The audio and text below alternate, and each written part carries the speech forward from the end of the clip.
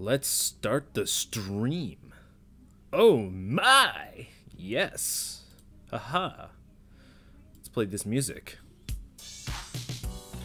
All the music credits below. I guess I should type that up.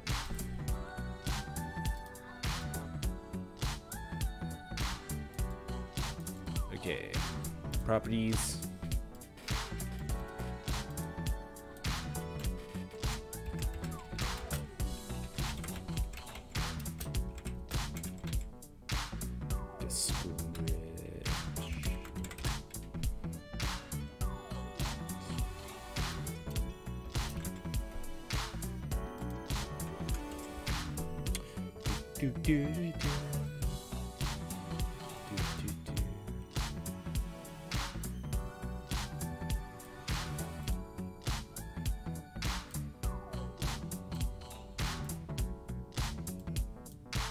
There we go.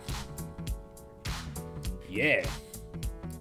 I'm going to quickly pause the music so I can hear it on the stream. There we go. Yeah. I'm going to quickly pause the music. Okay, it works fine. Hopefully it's powerful enough for you guys to enjoy it.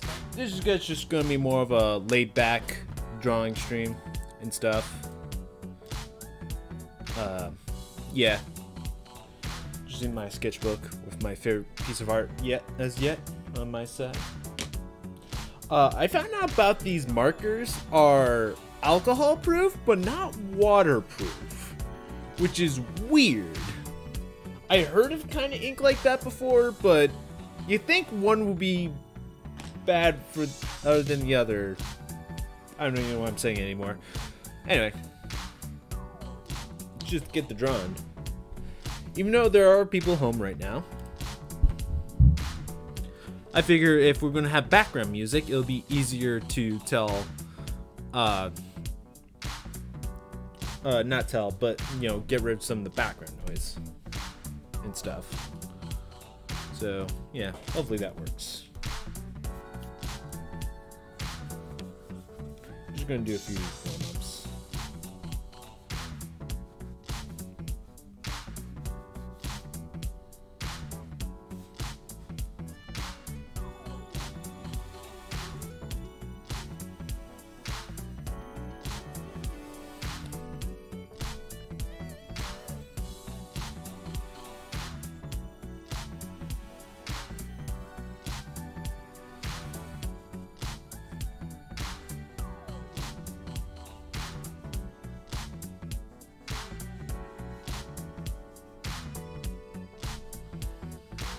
This is my typical warm-up. I draw a circle, a triangle, square, pentagon, hexagon, octagon. It's pretty simple. It just, helps, get you used to a lot of different kinds of lines. You can also add in like crescent moons and stuff.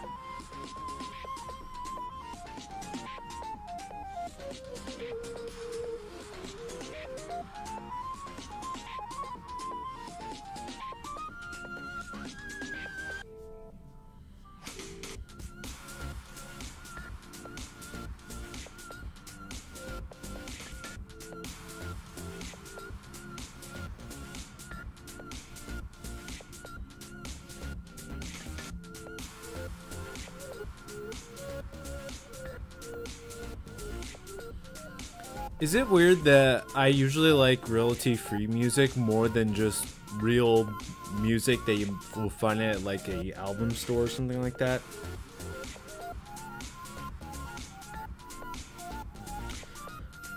I tend to prefer game music the most, but obviously that's copyrighted, so yeah.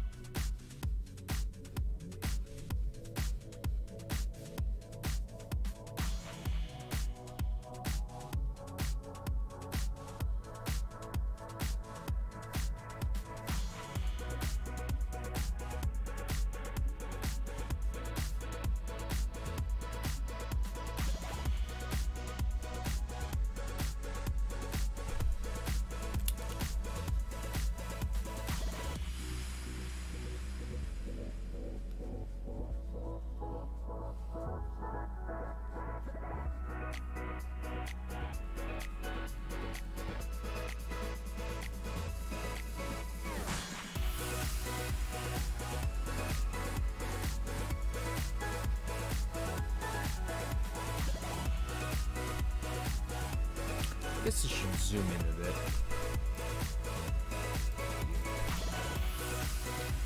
There we go. Zoom in.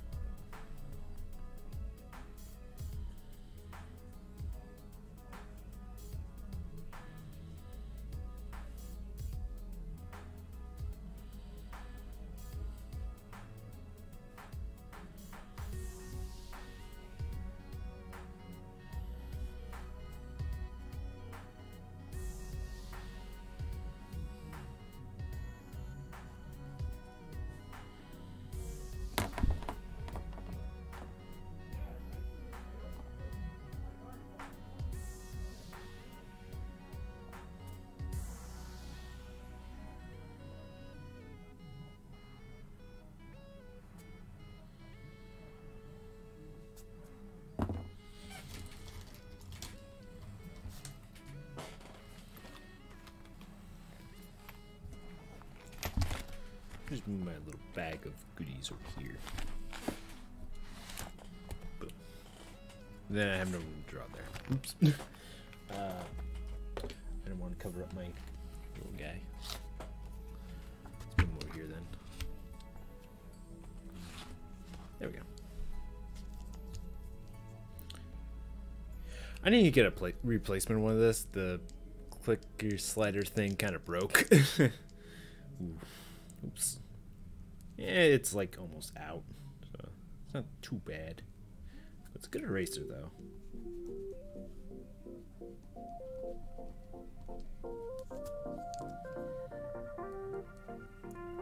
In case you're wondering, it's a Papermate's stick eraser thing. You can get them for like a couple bucks with a few refills. It's pretty nice.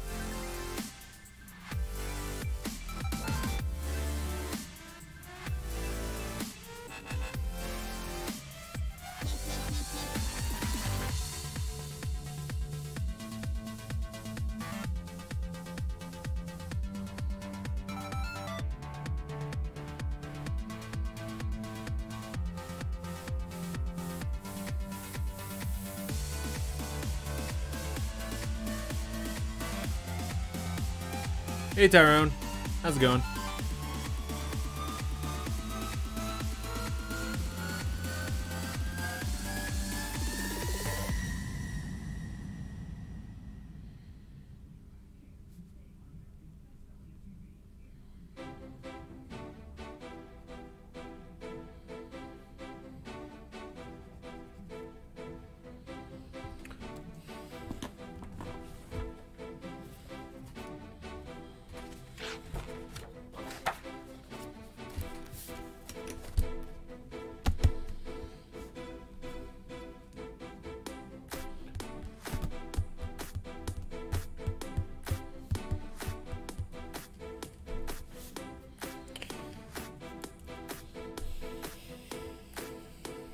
You can't see like a bit of the ink on this side. I can do this. I guess I don't use that on this paper.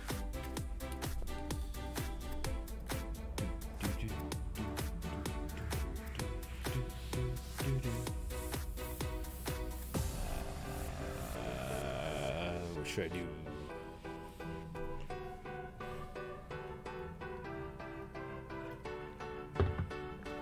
Let's roll it, Ellie.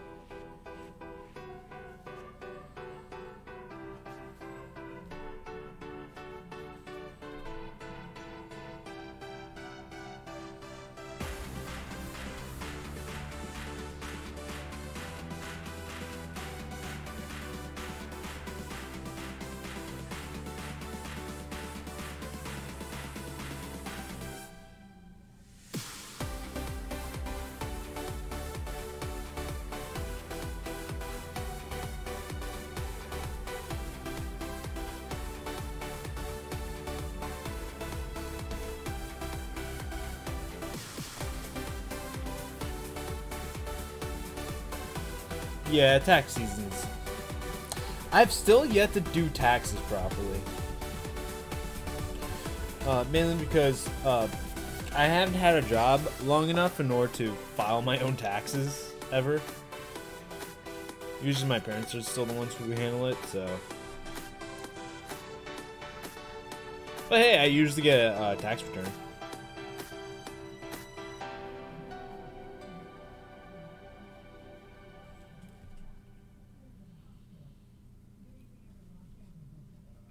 So that'll be nice.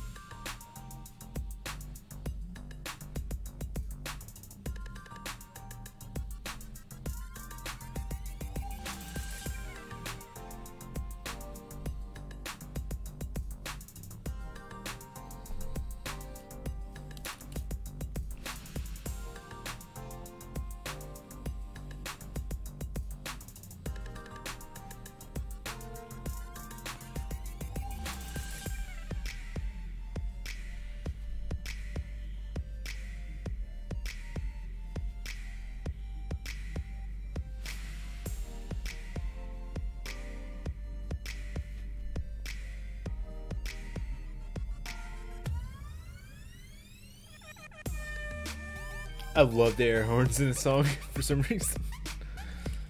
It was getting a good laugh at me.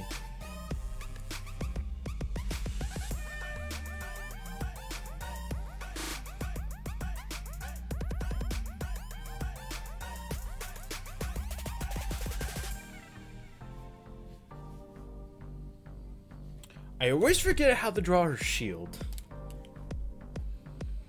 Because I know I recently redid the shield. Well, not recently. This is like a couple months ago. Instead of going like that, it now goes like that. Which just makes more sense to how she uses it.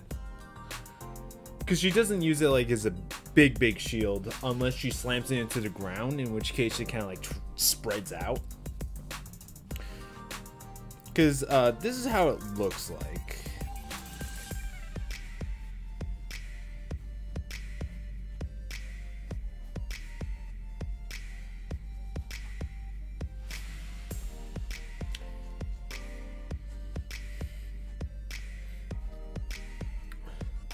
So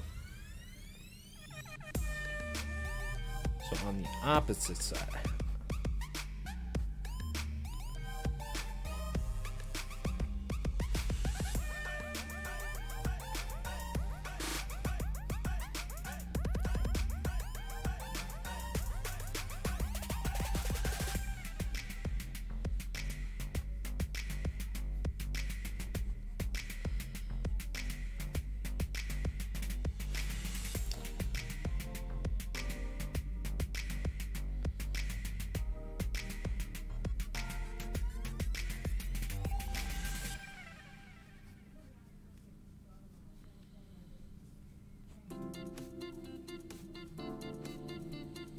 Yeah, we're going to. Okay.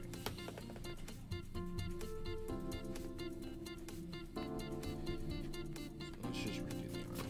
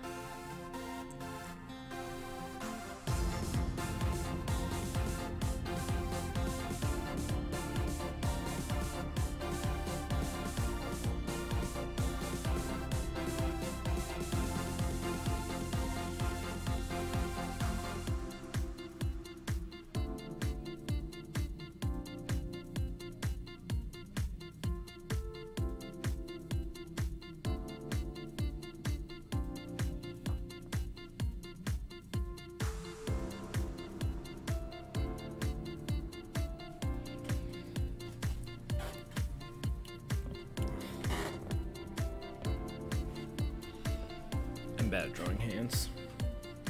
So, or arms holding stuff.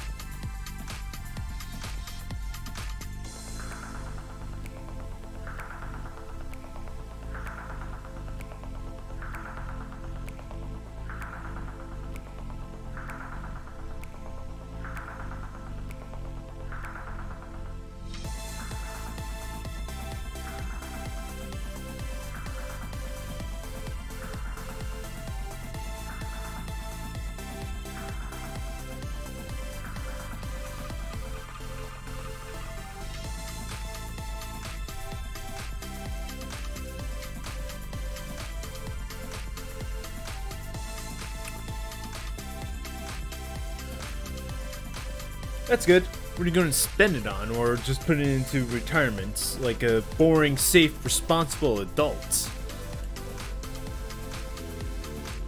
Going to spend it on something nice and goody, or retirement? Responsibility or fun? The true question of every millennial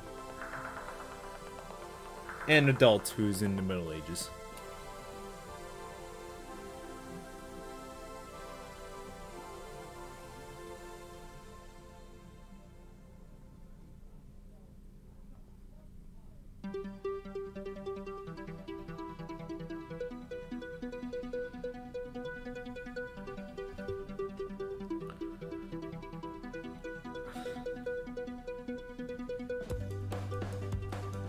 They say simply saving, oh, that's cool. Summer trips. I don't really travel much myself, because I'm an introvert loser. Yeah. Introvert losers for life. But they say, like, at least saving, like, 1 or 2% a week, means, like, a world of difference. Because that's exponential and stuff.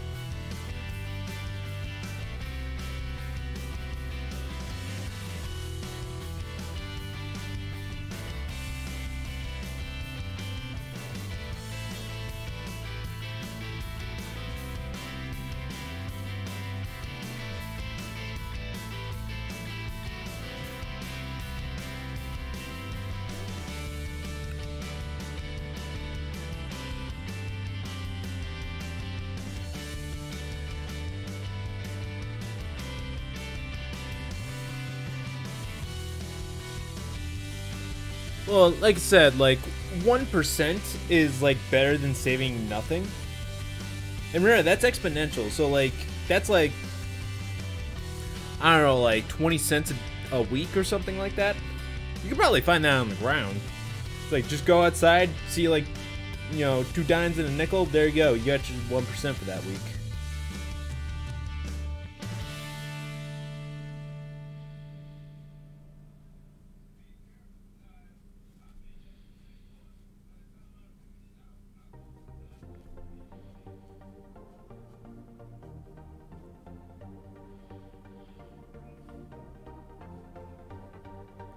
It's all about self-control. Like when I first got my part-time job last year, back when I had a job, what I did was that I just said, okay, the first 2 checks I get are going to be for fun, and then every check after that, I'm saving like a large amount of it, just so I get the spending rush like out of my head. and get a better sense of like how much money do I spend and stuff, so I can probably plan things out better.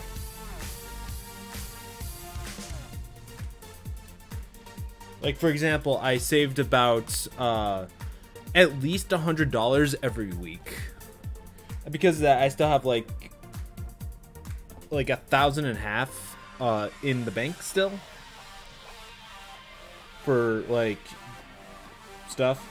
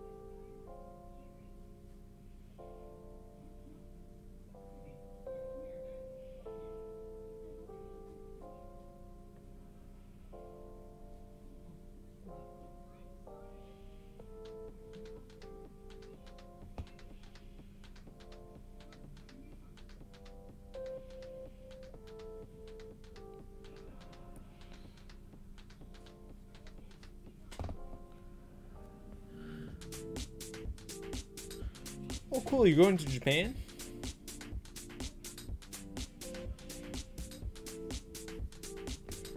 Are you going to buy any authentic manga supplies straight from Japan?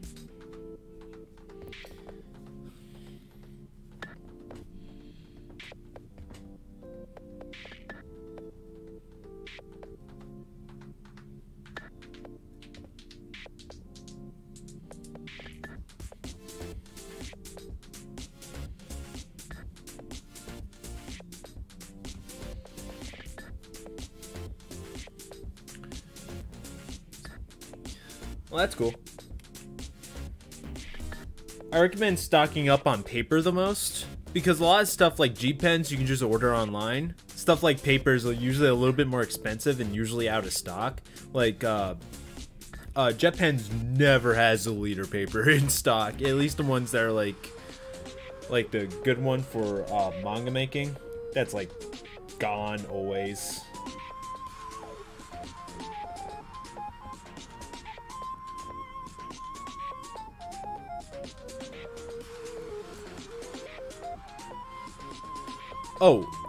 Oh, when you're there, make sure you get like some like the double-ended brush ends. Double-ended brush pens, because they're like super good. There's like this red one that looks really nice that I hear so many good things about that I want for myself, but they're like $5. You know, I have Amazon Prime and I can generally get it for free shipping. It's just like, you know, it's $5. I don't have a job anymore. I gotta be responsible. I'm 20. I'm an adult. I can responsible.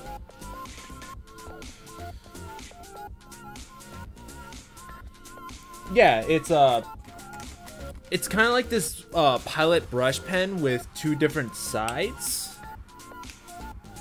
And it's felt tip and stuff. Like, hold on, let me see if I can like find. I know I got it saved on stuff. Go here. Here we go. It's by Kurtake. They make like some pen stuff. Let's save this image. No, I want.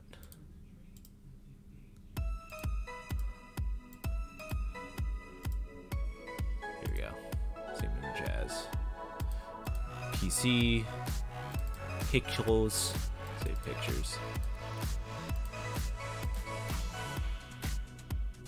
Okay, then we go into image.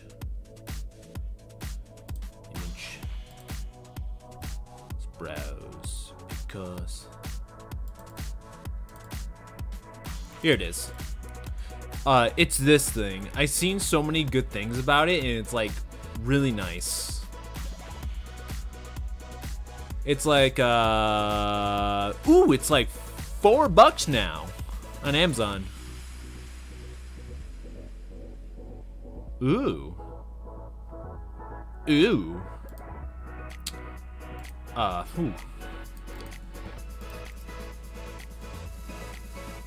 Yeah. Nice. Yeah. Let's just try that there.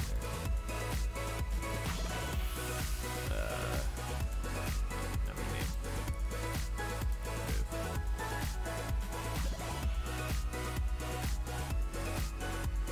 Yeah, I know what you mean. Sometimes I just like going to the dollar store and just like going and just buying a bunch of random stationery stuff. Like recently, I found these. This one doesn't have a name on it.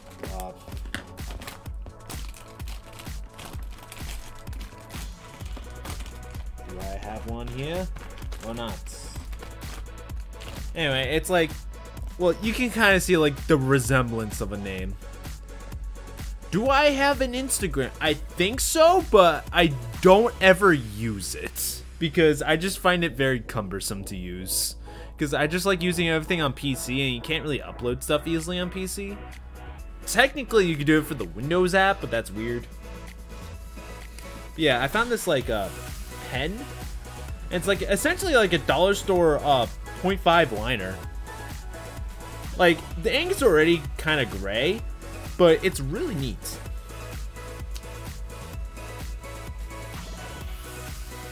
yeah, I recommend it.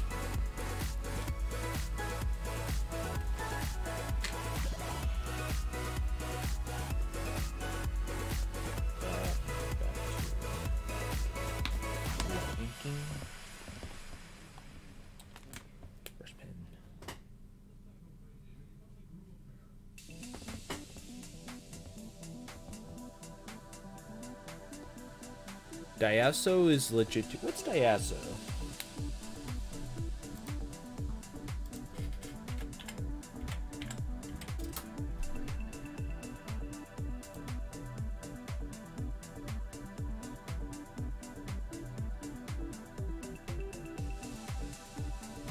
Well, I don't upload much to Instagram anyway, so yeah.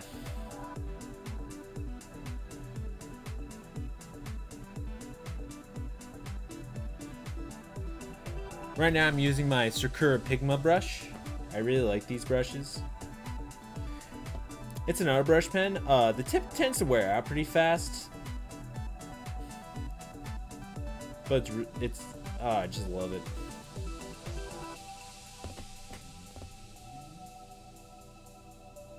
Oh, that's cool. So it's Japanese Dollar Tree.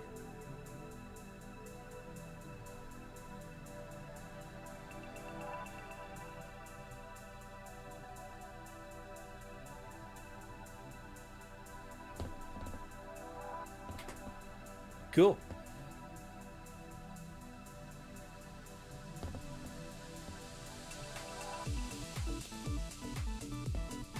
I always feel like I have such bad luck with stores opening up in my area.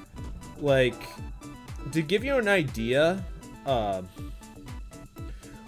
my town did not have a used game store, aside from the obvious GameStop, like an independent used game store or anything like that, until like 2012, I want to say. It took forever to get one other than GameStop to open up. So, like, I feel like I'm just gonna have bad luck with stores.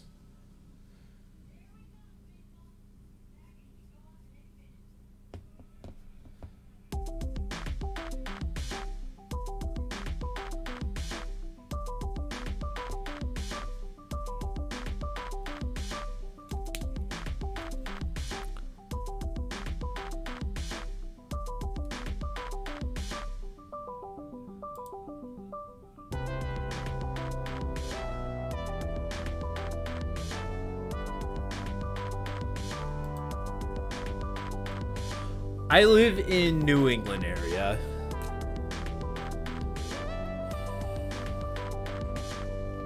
So, yeah, like, stuff.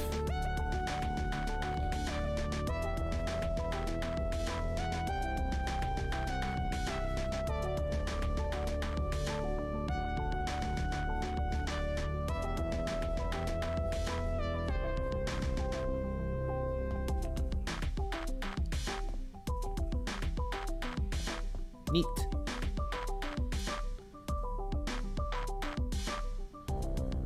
I think I've been to like a city like once in my life.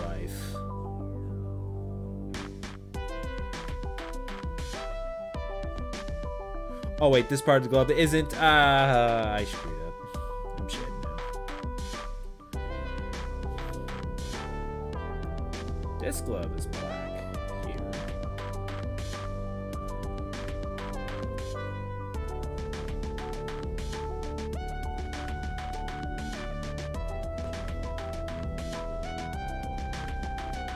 And I also screwed up the glove again. Yay.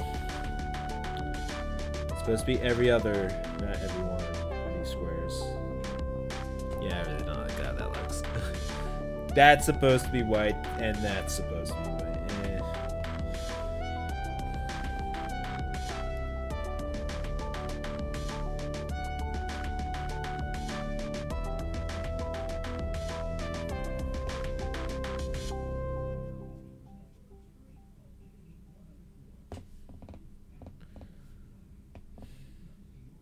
I just like the alternate look.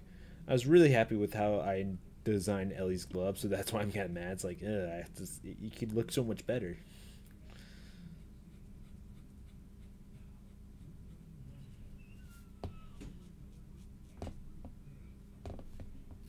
Is that the end of the musics? Yes, that's end of musics. Huh.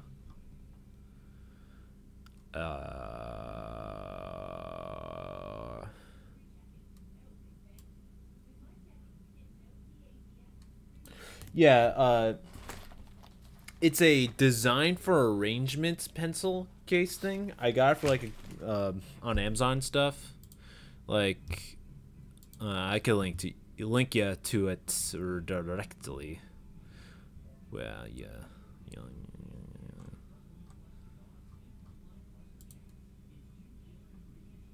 Here we go.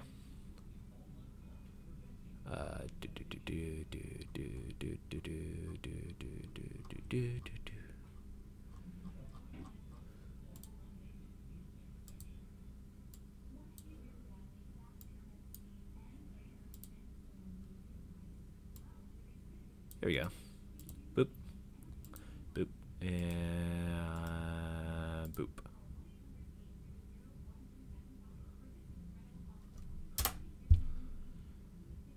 There's the link. What do you mean page not found? Did I not copy paste it right?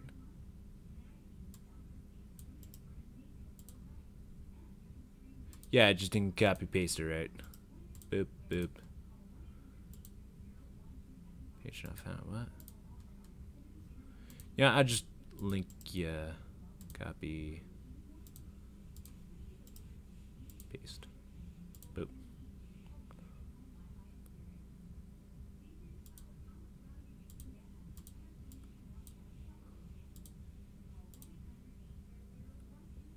Huh. Weird.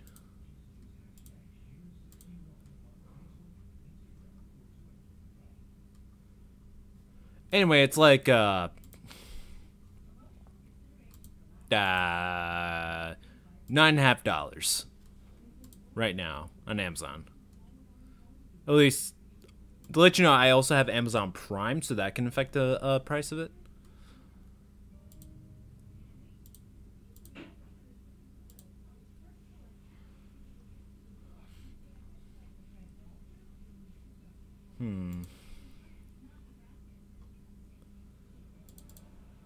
Let's start back from the top with music. Huh.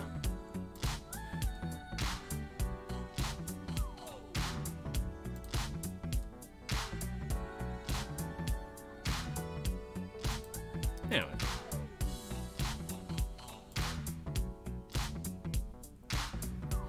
back to drawing.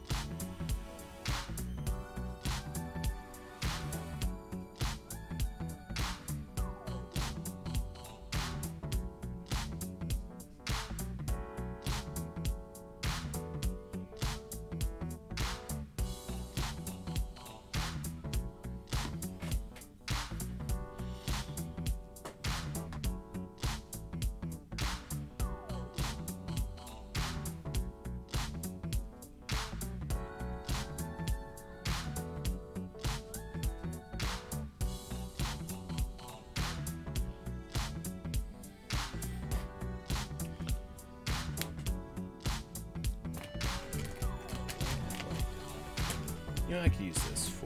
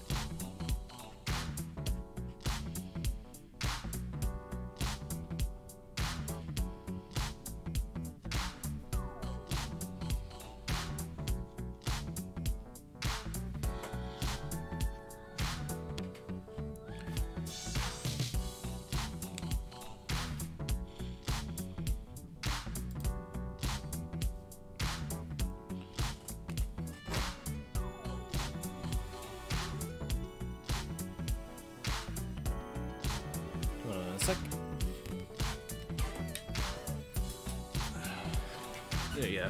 I think that has slightly better ambient lighting because it's getting a little bit darker in my room. So just turn on my main light.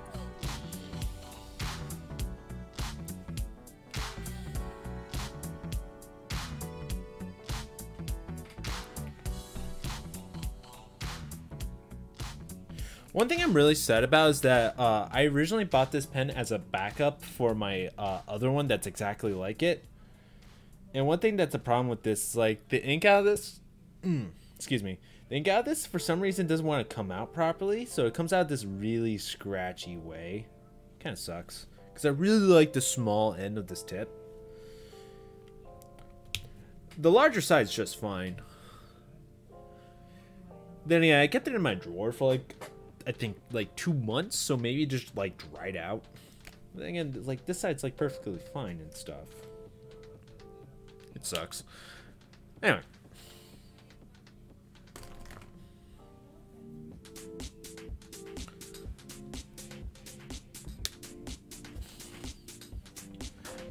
One thing I learned about this non-photo blue pencil, that's like from Prismacolor, is that it's like so hard to see. Like I can barely see that. It doesn't even show up that well on camera either. You can kind of see it. You can kind of erase it, but it's just like, wow. So when it came to like my recordings of my video for like doing more bigger pieces with it, I tried to do my initial sketch with it, but I just could not see it at all. I was just like kind of like drawn blind. And by the time I was done doing it, I was like, where is the blue pencil? I don't see it. I laid down quite a bit of it and stuff on it.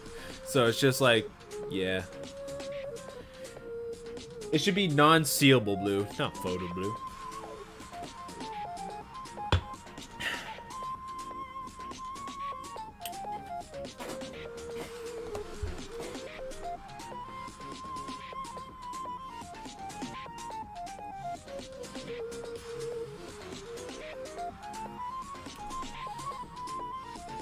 This came out alright. Not the best.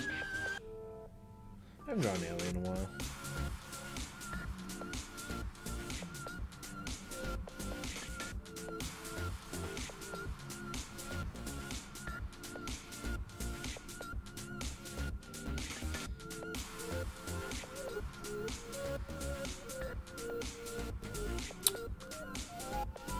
Hello, Nodoka.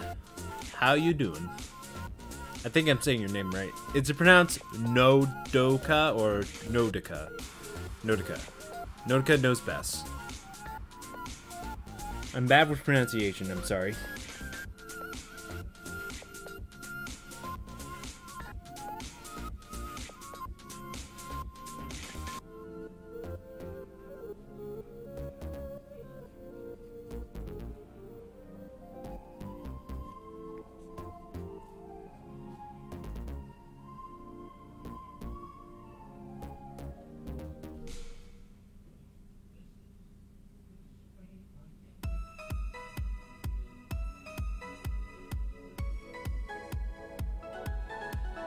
Okay.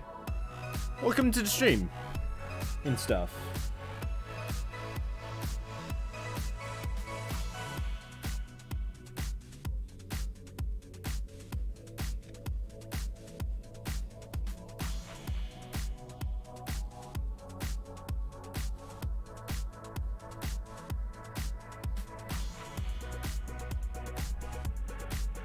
Doing fine myself. Been trying to create more content recently. Most recently I've been trying to make this Prismacolor review of their manga drawing set, and if you've seen recently on my channel, I did a reading of their manga tips and techniques little pamphlet booklet thing, and it is kind of funny of like how much they just like don't tell you. One thing I find kind of funny is that it tells you to make sure your non-photo blue pencil is sharpened, but it does not come with a sharpener. And the red and blue pencils are the only pencils of the entire set that does not come sharpened for some reason. The graphite pencils and the black Prismacolor pencil, they all come sharpened. Like, except these two pencils, and it doesn't come with a sharpener. It's like, what? Even though on the packaging, like, it shows both of them sharpened, which is stupid. In fact, I'm gonna go and grab you the image of said packaging, because it is indeed really stupid.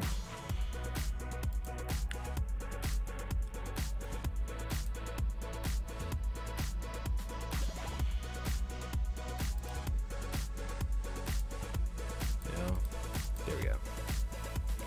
Image as, save, import, image.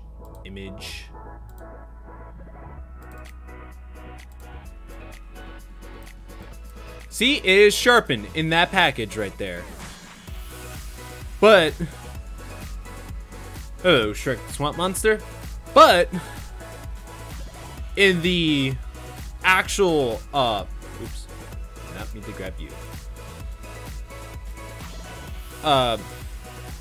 I do believe I have footage of it. I don't have a photo. I should just grab a photo of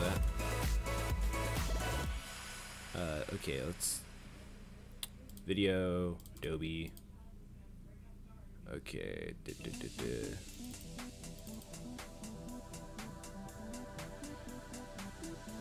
Yeah, I do have a photo.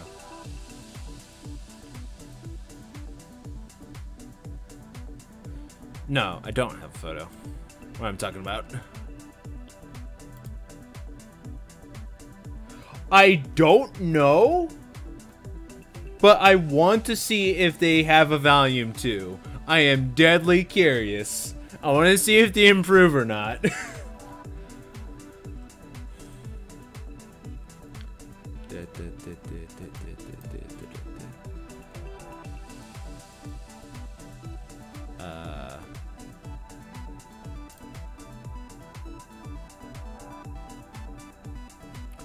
You know what I'll do? I'll quickly drop, no, not drop, I'll quickly open up an older project, which I do have a clear thing of.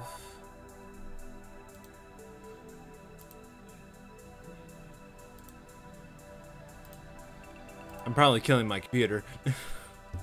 So many things running around.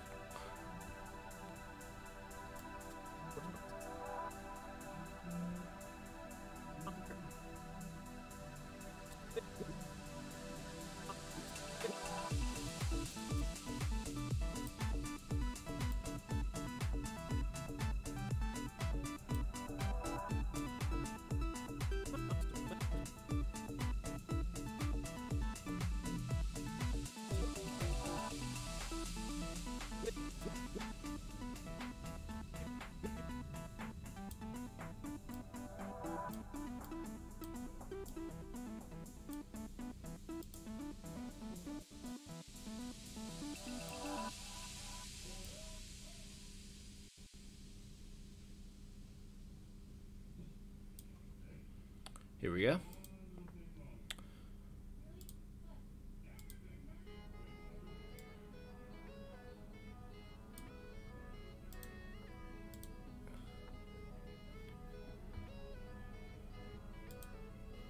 Okay, then we close this. No. Okay.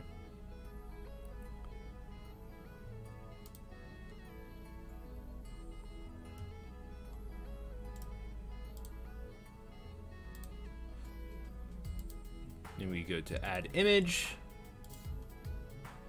Browse.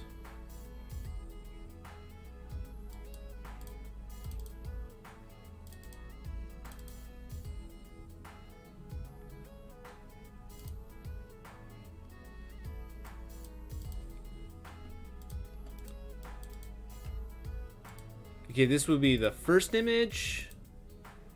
Image 2.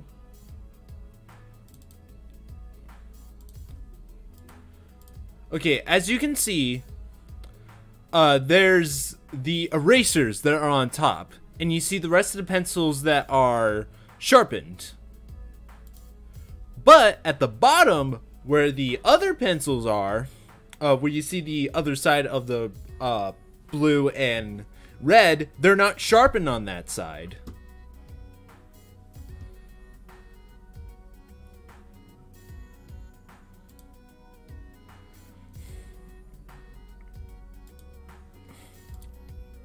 And again,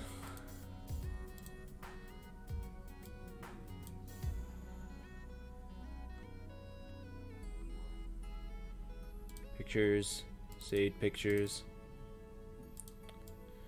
As you can see here, they have the sharpen.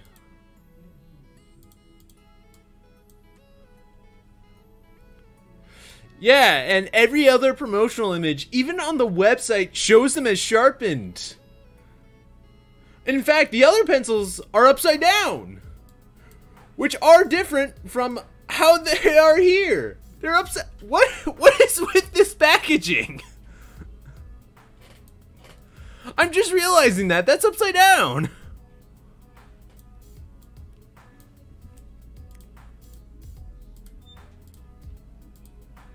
Yeah, it's like, what is... Don't believe everything you see on packaging or the website. Let's remove these images. So yeah, everything else it came in factory sharpened, except those two pencils. Like, what the hell?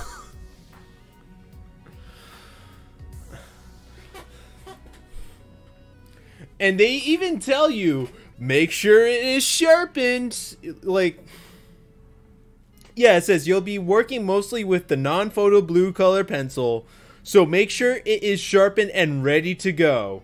Yeah, thanks for sharpening it for me and not include our... What, you want me to buy this? You want me to buy this? This sharpener that's like $5. I actually got it for like, actually around $1. Because it came like as an add-on item to the 72 color pencil set I got. But still, like, okay, let's talk about some other inconsistency here. I bring this up in the video, but might as well like make them actually like a little bit more apparent.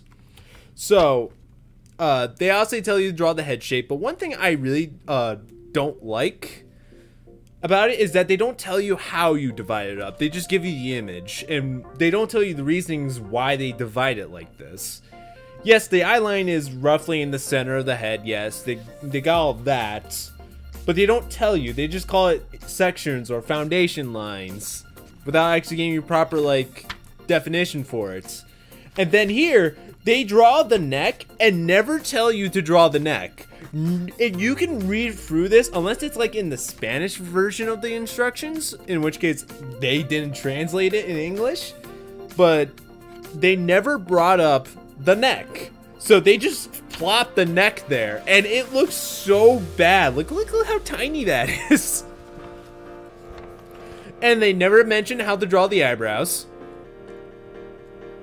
And they just straight up changed the nose. It's kind of like an incomplete triangle here, while it's just like a dash here. I'm like, what? Like, did they erase it and redo it? And then you got these beautiful faces right here. These look like parodies of, like, especially this one. This one looks more like a parody of manga. And then this is supposed to be a mouth right here. I was like very confused when I first looked at it. It's like, was that supposed to be a mouth? These eyes just look terrible, especially this eye. Just look at this eye.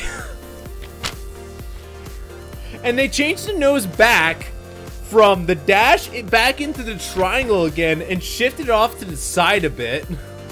That's another thing. And they drew this.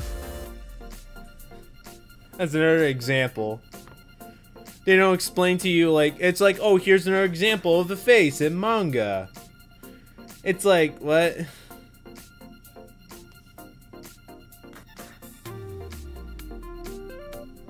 Yeah. Volume 1. Manga, Tips and Techniques. Heads and Faces. I seriously wanted to read Volume 2 if they have it. You know, let's just... Can I fold this to be the front of the... No. Sad. Wait, no, I think I can. If I... Hold on.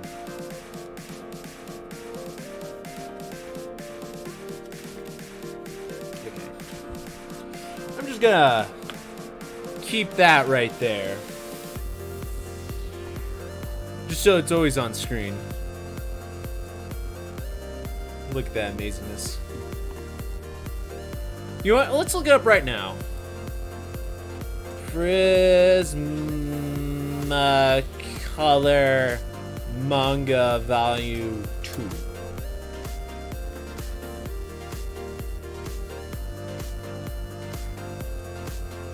Images.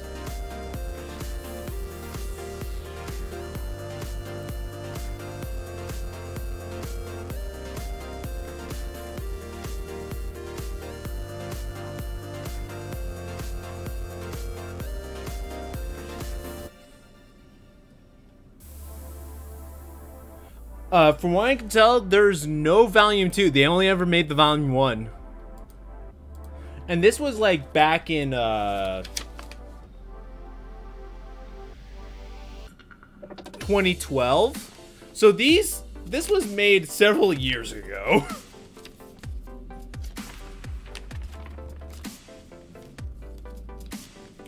Yeah, so... And what's the strange thing is, despite this is supposed to be the headlining manga, like, you've seen the packaging. This is the only manga you see on the package, like, from the start. And let's save this. Open image. Yes, please. Thank you very... And as we see here, they're capable of publishing good art. They're capable of getting good manga artists. This is one of their other sets. In fact, it's, if you look on the Amazon page for the manga drawing set, this is considered the 23 count. Like, they, you know how like they have like different toggles for counts, like, oh, this is the 3-pack, this is the 8-pack and stuff. So pretty much they kind of so basically they just put it all on like one page on Amazon, and this is the 23-pack. They can hire good artists. What happened here? What happened here? Like, seriously. In my review, I'm gonna have a joke where it says, it looks like someone just literally looked at one Mark Creeley tutorial once, drew on a index card, and just said, yeah, I'm a mangaka now.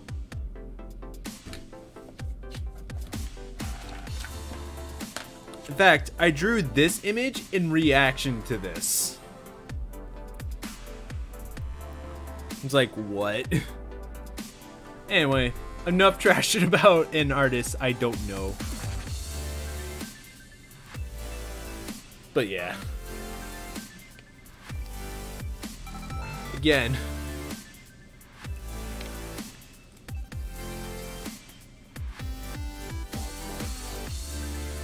I wonder if I can do my own packaging art. Can I get a job at Prismacolor? Can I be an artist? Where do you apply for that?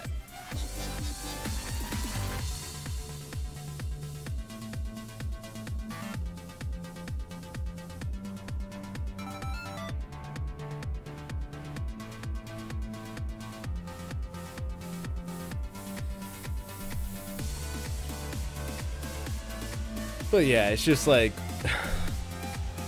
Prismacolor, like what the heck?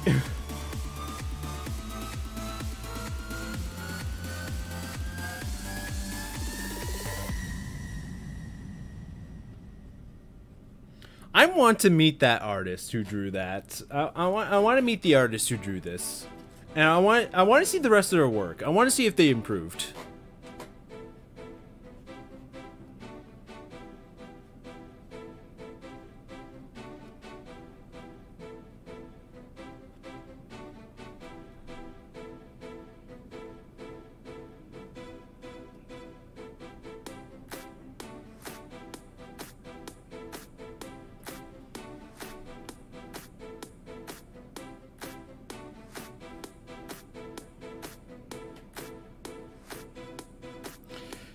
Yeah, that's probably like the real answer, but still.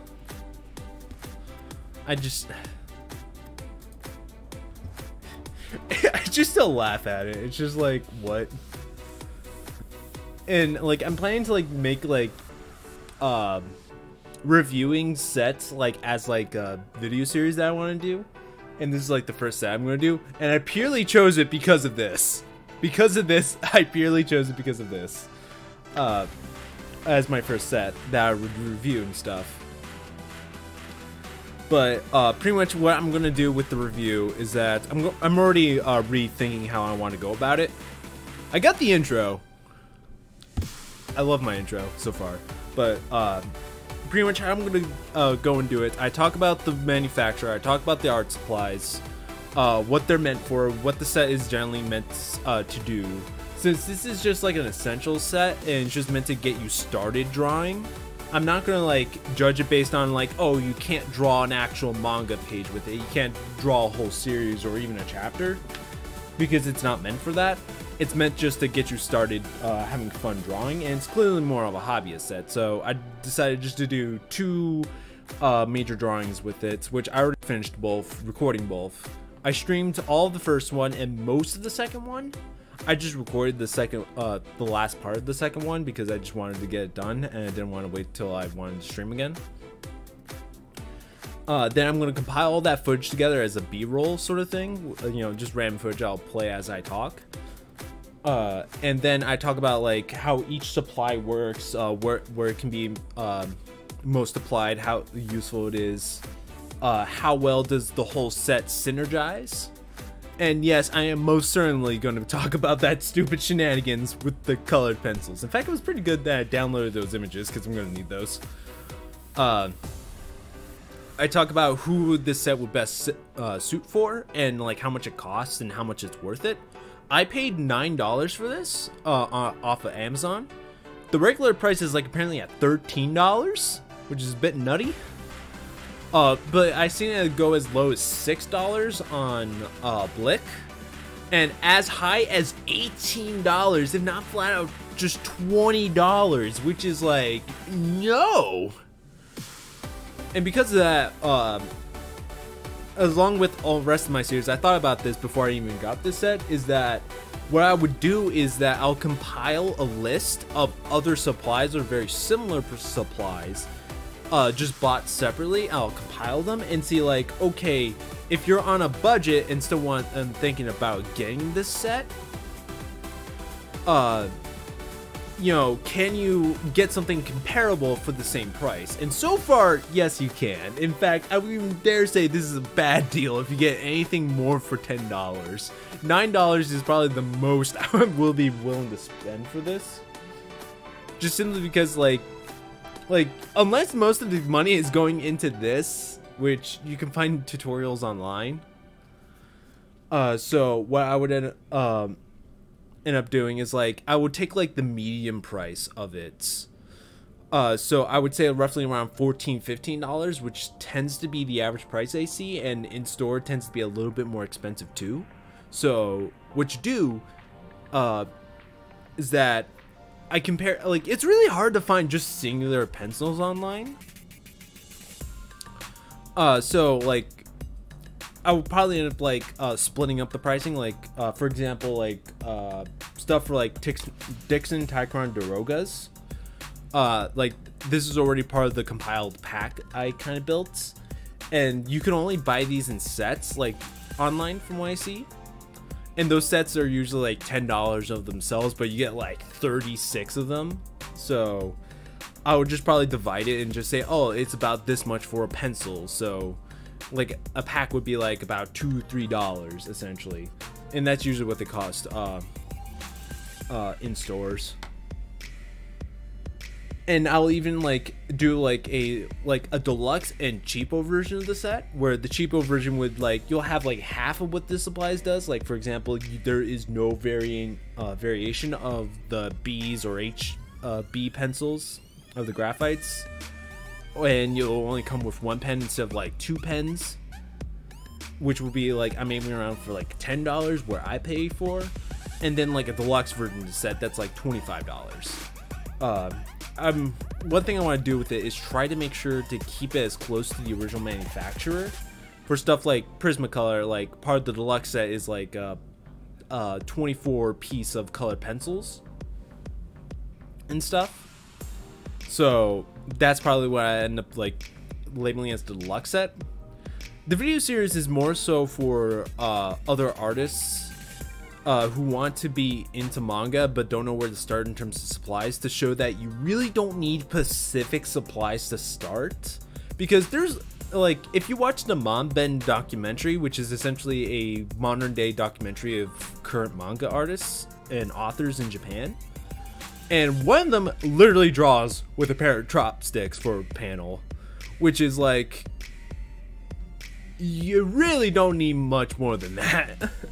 Apparently, and that panel got published, so you can literally draw with almost anything as long as it gets you a good result. So yeah, this is like a way of videos that I want people to see, to show them you don't need these specific supplies. You don't need, like, let's just say like a G pen, which I do own, or like Sakura Micron specifically, or Prismacolor stuff.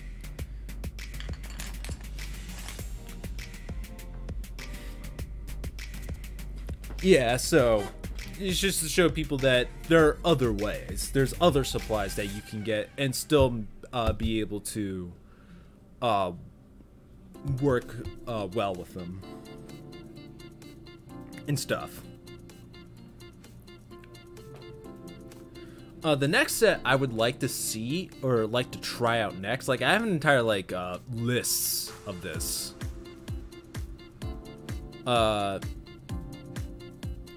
It's either the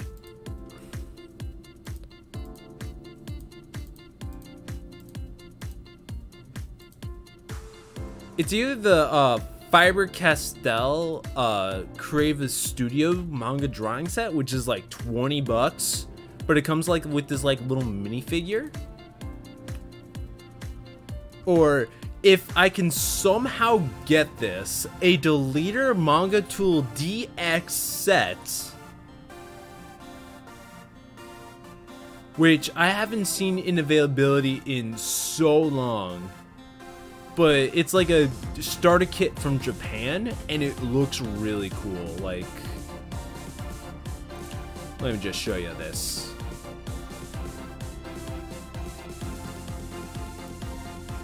Real quick.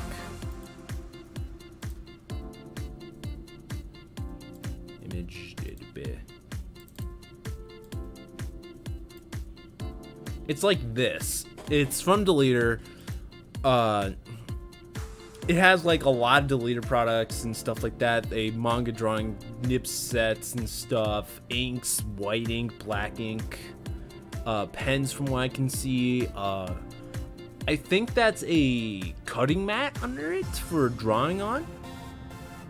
Like, I really want this set, but it's like, I think it's, when it is on sale, like $40 or something stupid like that. It comes with a brochure explaining how to make your own comics, 4 sheets of deleter drawing paper, 6 sheets of deleter A4 comic paper with guiding frame lines, 5 sheets of deleter junior screen tone, deleter tone hera, it's essentially like a little like laying down thing that you use to like press down on the tone. It's like essentially like a plastic wedge. A deleter Neo Pico line 3 black pen 0.05 tip millimeter tip. A deleter Neo Pico color dual tip alcohol black marker. A deleter tone knife, a deleter technique book, volume 5. I wonder what volumes 1 for are. A deleter trial pen set, in other words, a sampler, of the G pen, Saji Amaru pen, also known as a mapping pen. And a deleter black 1 ink, deleter white 1 ink, a deleter brush, and a deleter A4 cutting map, and a carrying case. Yeah, that, like, I really want to try out that one. Oops. So yeah. I'm gonna show you this one.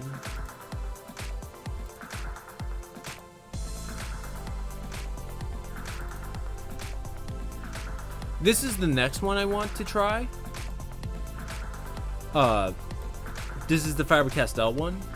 Like, this is probably the more likely one. Like I said, it comes with this like little guy in the box, apparently. Let's see what it actually includes. Everything you need to learn how to draw manga characters and backgrounds, create scenarios, develop manga layouts. This package contains manga's 7 by 9 inch sketch pad, 6 pages for practice figure, 6 pages for for scene drawing and notes, 6 pages of sampler layouts, and 6 pages of sampler grids. A 24-page 24 pages. Ooh, that's quite a bit. Instruction booklet, 1 manga stencil, 1 manga mannequin, 1 PITT artist pen, brush pen, black, number 199, 1 PITT artist brush, gray, number 2721, PITT superfine artist pen, black, 199, Faber-Castell HB graphite pen, pencil sharpener. This one actually comes with a pencil sharpener. An eraser, a reusable storage box. Artist pens are all acid-free, archival safe, waterproof, recommended for both teens and adults. So yeah. Stuff!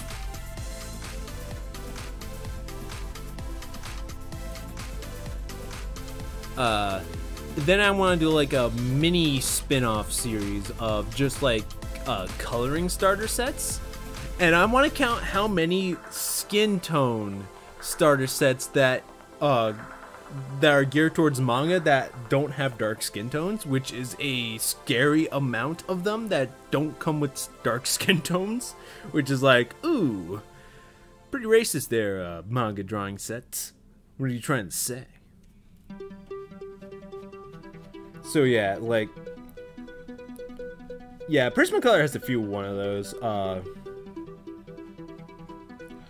I probably won't do like any of the Copic ones anytime soon because those would be or Copic's Copic. Copic is how a lot of people say it. Copic is how you're supposed to say it. Copic ones because they're like really expensive. Like the skin tone Copic one. Where is it? I have it saved.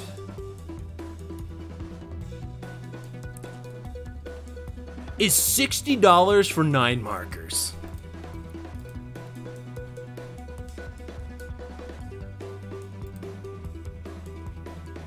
Yeah, it's like as much as a video game, pretty much. It does come with dark skin tones though. It actually comes with a fair amount of skin tones, from blushes to a dark or medium tone brown that you could probably build up with. It also comes with a multi-liner. Neat. But it's $60 for 9.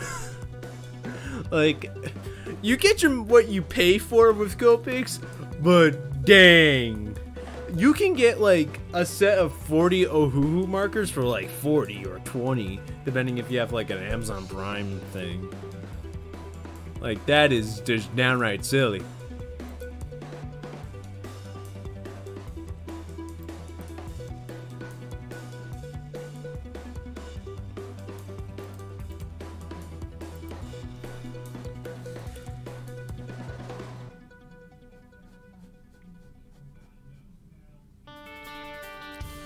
Yeah.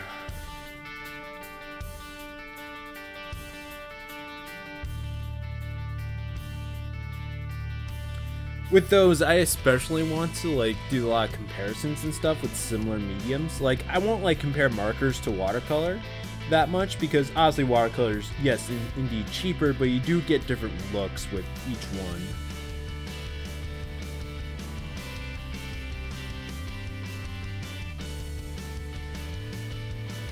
And then maybe if I want to have crossovers with other artist reviewers, I would make my, like, flower just, like, buy all the supplies I would say, like, in a manga set should be, send it over to them and see what they think about it.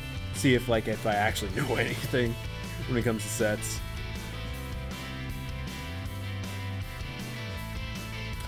But yeah, I've been having a lot of fun with just making this review video. It's just been fun, like...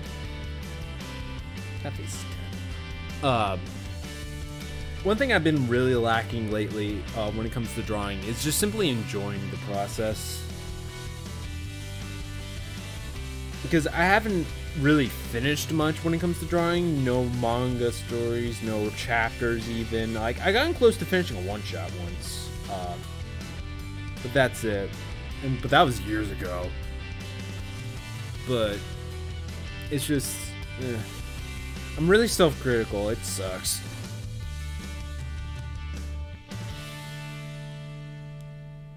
But yeah, but with this, it's just been like fun just working at something. Because one thing I hope that I can do with my reviews with art supplies is that the fact that I am not a professional and that I'm more of an intermediate, I hope I can at least connect with people who are still starting out still. Because, you know, you always will hear from people like Mark Crilly, like, oh, it doesn't matter what you use and stuff like that. And yeah, that's true. But it's also because of him that I am purely a Sakura Micron user when it comes to liners.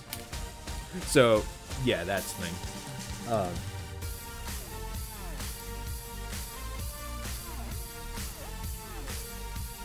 But in general, like, I hope I can at least, like, connect with people that, because I don't have the most professional art and that I'm still a beginner and stuff, these drawing sets, since it, in some way, it's still targeted towards me, since a lot of them are targeted towards hobbyists and stuff.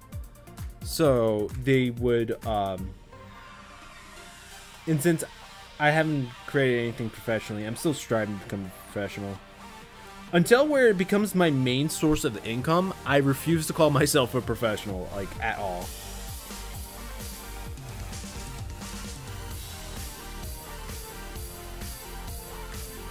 But yeah, like, hopefully if the review comes out at least decent. If not, like, it would be my first review. And it'll make it, like, a good video to come back to, like, I don't know, 35 years from now to go, wow, I did not know what I was talking about. And stuff.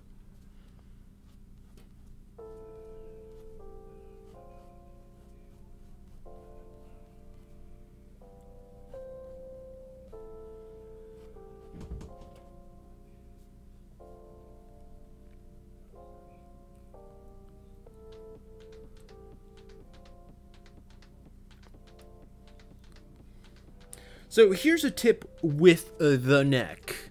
If you're going for a slightly stylized neck, you take the edges of where the chin starts to go down and you go in like a quarter or a third of the way in. It depends how young or old or manly or feminine you want the character to look to go down. But if you're being realistic, the neck like starts like you go like just a tad bit in, and then you go start going down on both sides.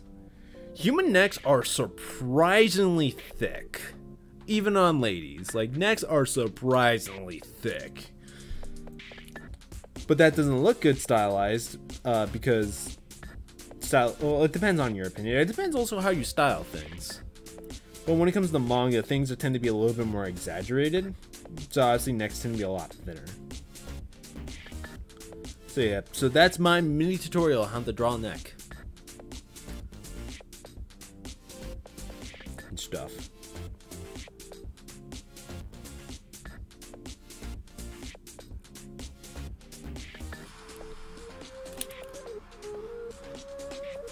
Yeah, you also don't want to make necks too long.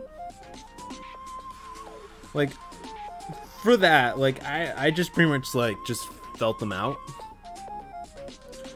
But, like, a rule of thumb I have seen some people say, like, you don't want it to be, like, if you take the, let's just say this is where the nose is, and this is where the chin is. You don't want this distance to be shorter than your neck. So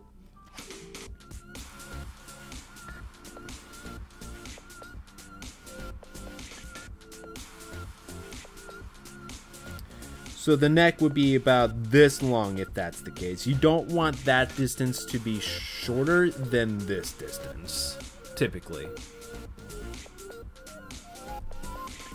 Yeah, you saw my hair there. I need to get a better tripod for this, because, like, yeah, like, my tripod's, like, over a foot tall, over my drawings, which sucks. I need to get like a smaller tripod, because this tripod's meant to be like outside and stuff. It's like just at its shortest height, it's about 2 feet tall. So yeah, that's convenient. But yeah, so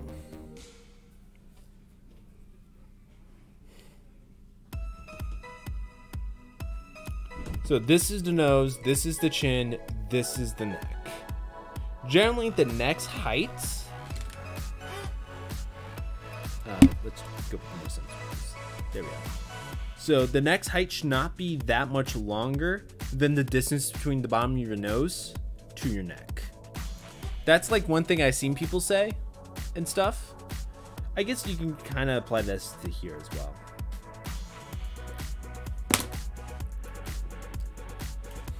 Hope that helps.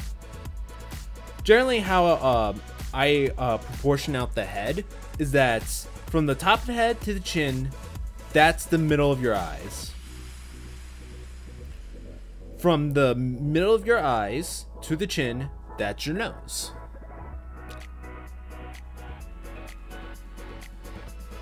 I'm still iffy on anatomy, especially when it comes to dynamic poses. It depends how hard you kind of like go at it, and what kind of style of anatomy you want to go for. Do you want to go for a really stylized or realistic sort of thing? But I would say I wouldn't focus on how long it would take you to do it. Just focus on practicing it first.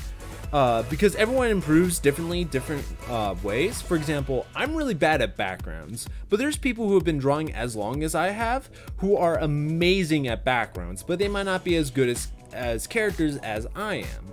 So people improve in different areas differently. So that's why I'm not going to answer your question on how long it took me, because I don't want you to get in your head that, oh, I must get this good within, I don't know, like 2 weeks.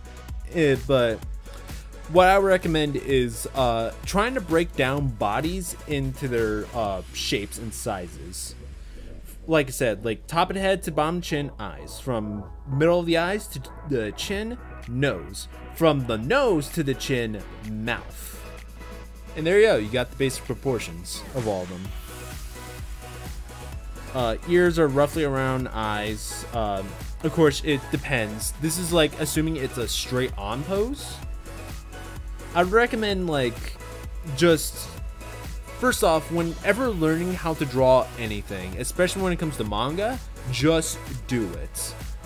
Just do a lot of it and so much of it, because even without looking up one tutorial, if you do 100 drawings just by yourself, whether it's something as simple as a circle or a sketch of the face, you will learn so much about what you need to learn.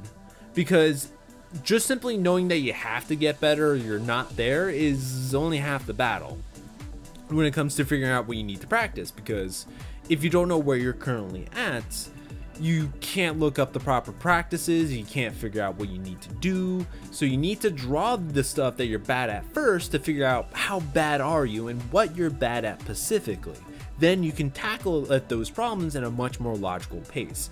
It's one of the reasons why I'm really bad at background still, because I don't draw them a lot. If you look for most of my sketchbooks, it is primarily characters. Just characters, people and stuff. I'm bad at drawing objects and I'm bad at drawing environments. But because of that, I tend to avoid it and I don't figure out what I need to improve.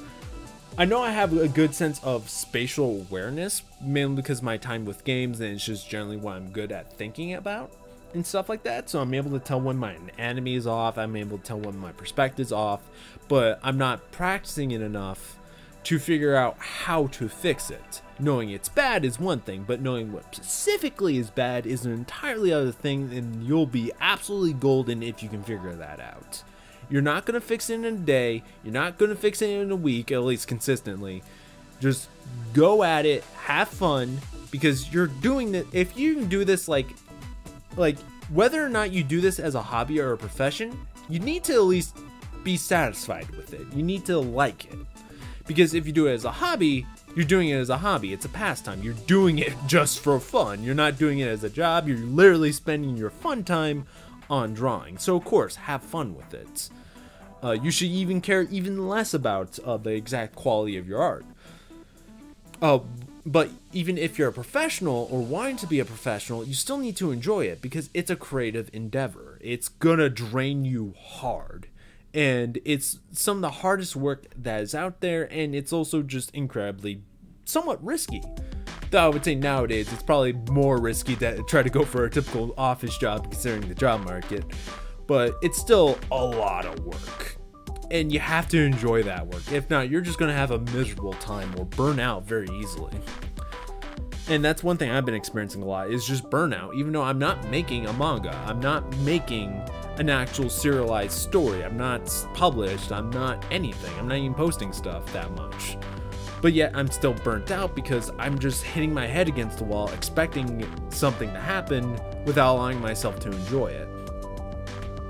So after a couple of breaks and not drawing for a bit, I've been able to come back at it in a much better attitude and just having fun with it. I still eventually have to tackle things I don't like doing because I'm bad at it, not necessarily because I hate drawing. I love drawing. And when I do draw something good, or at least I consider good for my current skill level, like a good house or a good environment, a tree. I like drawing trees. In fact, most environments I do draw include trees because I really like drawing trees. But yeah, but when I do good, it feels amazing. I had fun drawing it, it was fun doing it and stuff. But I still need to do it more in order to get better and figure out what I exactly need to do. Tutorials are not going to help me right now because I just need to do it.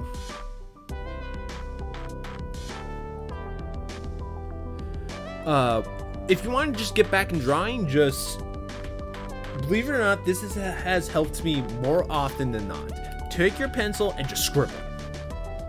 Just scribble, just scribble, just scribble something.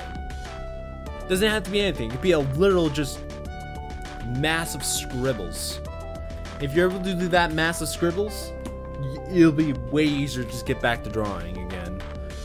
Like, because it's just, oh hey, I drew something. It's a scribble.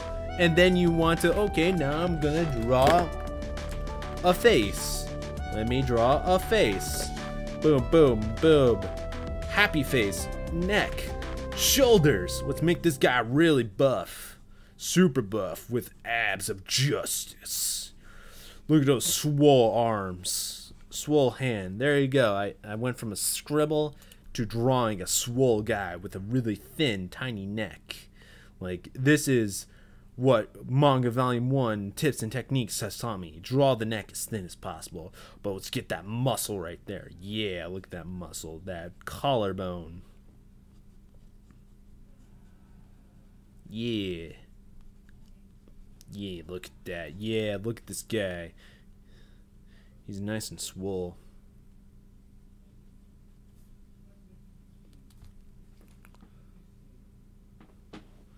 But yeah, another thing I would recommend, a lot of people who like drawing manga, like myself, don't like drawing realistic people.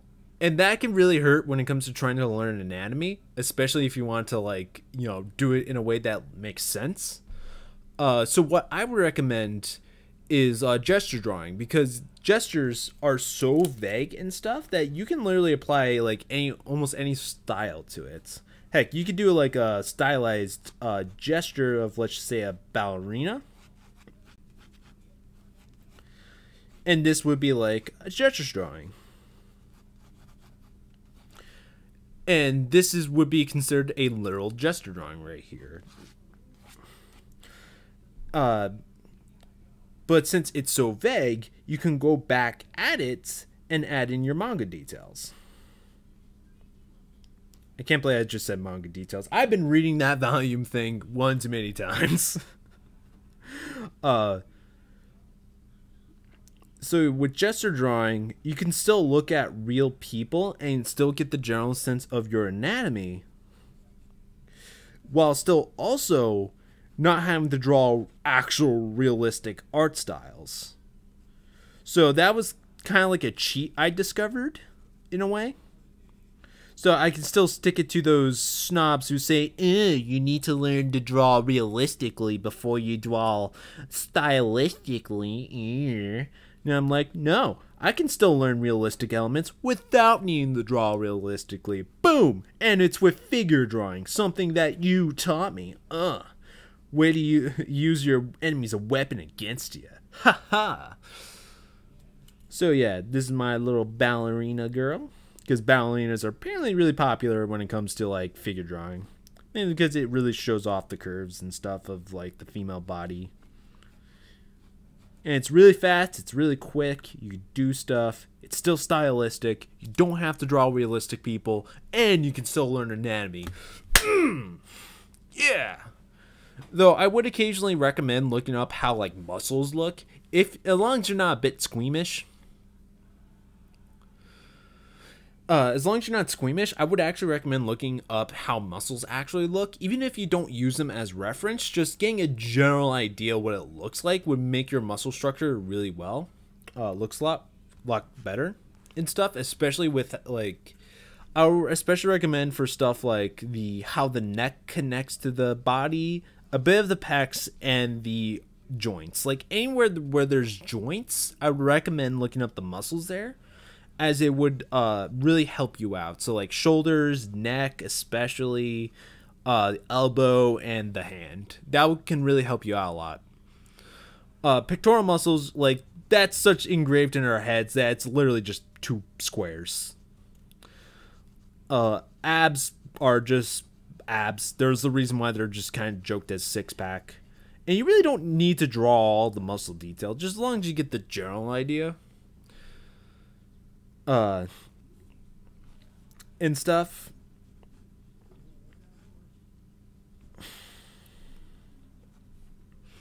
But yeah, like you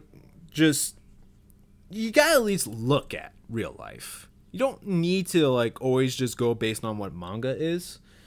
You can look on what real life is, because people do, like, mangaka do look at people in poses just so they can see like how perspective works, or use those little mannequin doll things and stuff. And plus, like, just looking at the muscles can give you a generally good idea how to draw guidelines. and stuff for poses, even if it's only like in one spot. Because like, oh, the muscles kind of work like this. You can just kind of scribble that in and boom, there you go. You got yourself some good guidelines.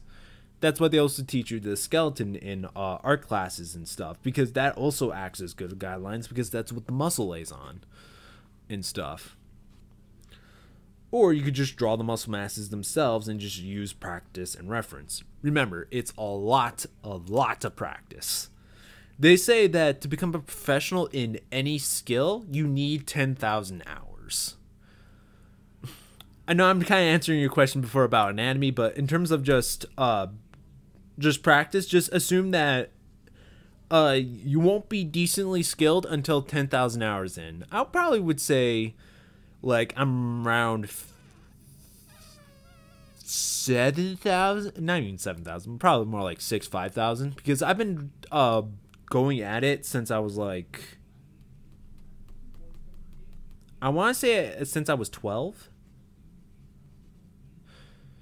Yeah, practice or just work. Even if just like doing like little doodles and stuff like that. Not just drawing specifically manga, but just in generally just drawing. Do a lot of drawing. Practice it a lot. Study it a lot. See what works. See what doesn't work. It's okay that your art at first would seem very superficial. It's kind of like what I always compare this to rap. Even though I'm not the biggest fan of rap, it's like I explained it to some people who do like a rap, and I even worked with someone who was an aspiring rapper back in my part-time job that I used to work at, and he agreed that it's almost exactly like that. Where at first, no matter how much musical background you would have, no matter how much time you have spent, whether or not you know music or not, your first like 100 rap songs or just attempts at writing a rap song or just rapping in general is gonna seem superficial, generic, boring, and dumb, if not even like real rap, because you only know the superficial aspects. Even if you've been a fan for rap for years, it's gonna be superficial because it's based on what you listen to, not necessarily what you created.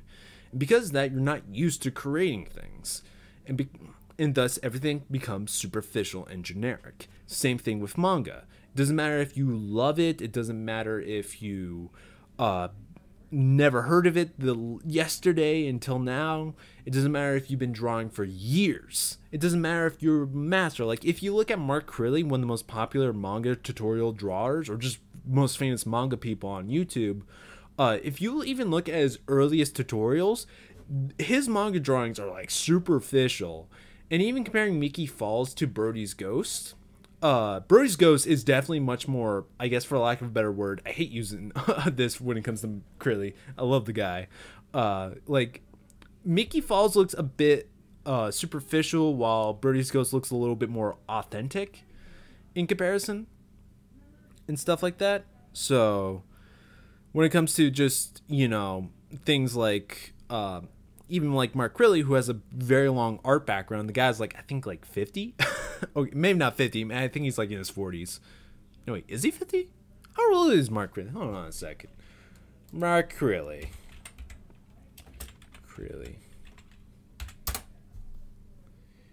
He is, yeah, he's 51 years old right now. Hot dang. He was born in 1966. So yeah. Yeah, he's 50 with a very long art background. And when he first started, and he would even mention this, his stuff looked generic, bland, and the only stuff that ever looked authentic is when you copy something, which can still teach you so much about the process. I still recommend copying and occasionally tracing, but as long as you don't say it's yours. That's an important caveat. Never say anything that you traced is yours or copied. That's a no-no. We're talking about strict practice only.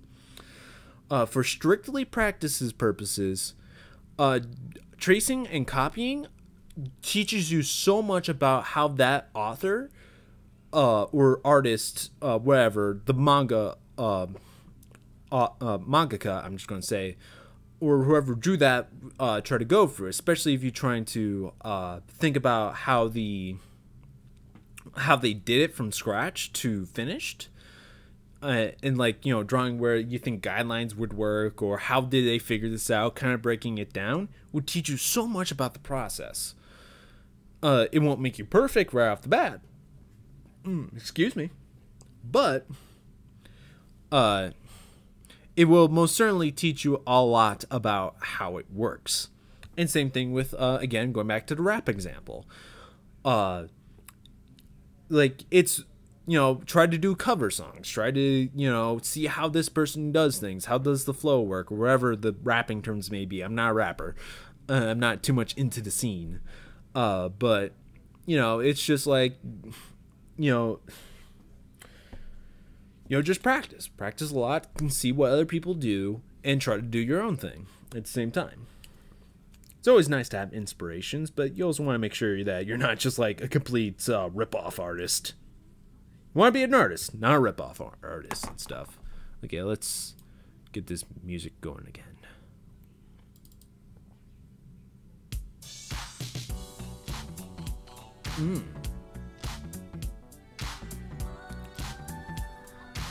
Again, all the music credits are down in the description below. As my little... Oops. Can't grab that one. I guess I can't drag that. Okay. Weird. Okay. Music credits in the description because it's royalty free. And some of them do require like sightings and stuff. But even then, like, for the ones that said, oh, you don't need the cite at all, and I'm like, I'm still gonna cite you anyway. These are actually good songs. I said this earlier in the stream, but I think I'm kind of weird that I think royalty-free songs like this tend to be better than most music that comes out today, with the exception of video game music. Video game music's amazing. Okay, I think we're done with this page. Flip it over. In case you're wondering, this is a... Come on. You Create sketchbook. I got it back when it was an add-on item for like $5, but now they're like $10, which I'm sad. I love these sketchbooks. I bought like 5 of them, but now they're like an add-on item. Now I gotta find a new sketchbook because I'm cheap.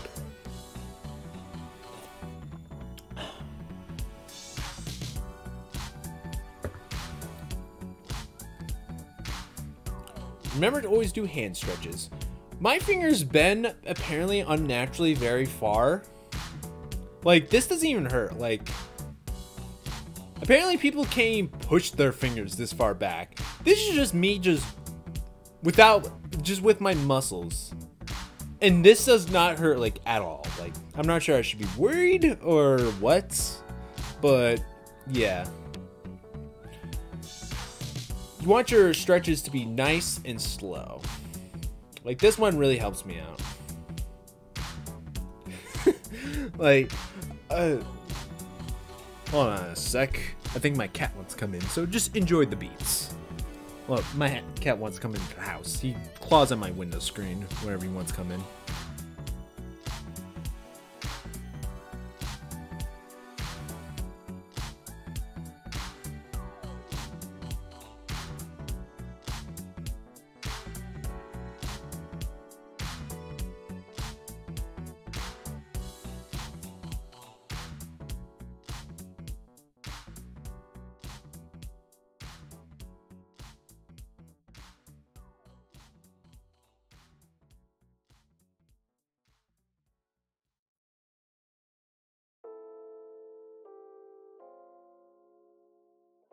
And we are back.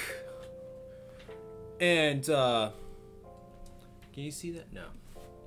Dark. I was gonna show you my foot. I can twist my foot 180 degrees without hurting that much.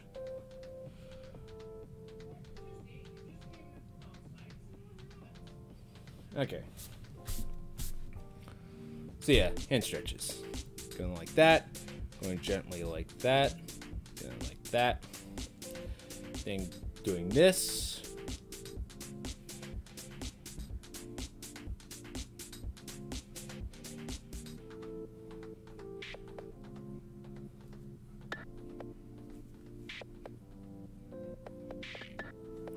Twisting my thumb.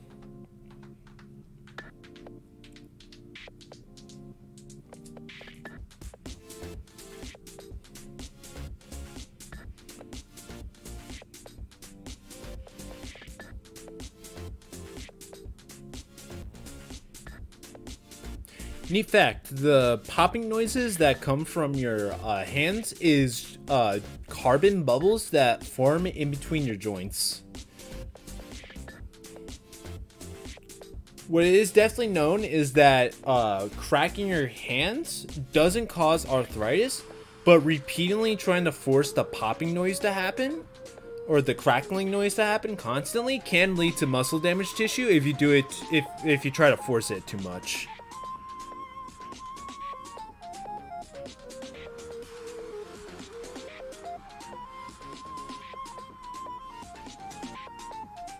I'm gonna do this one off screen because it's my middle finger, also known as the boyid.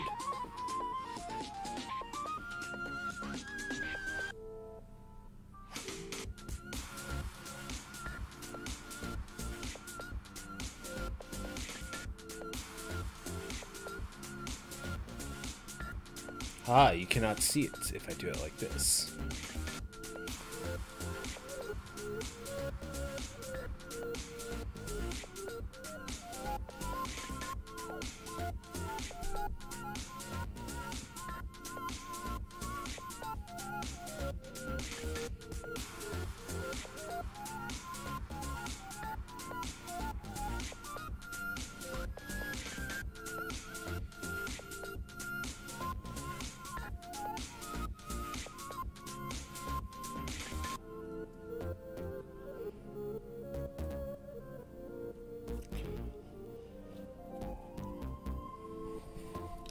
Shake the hands because I read that's a half decent kind of like loosening up.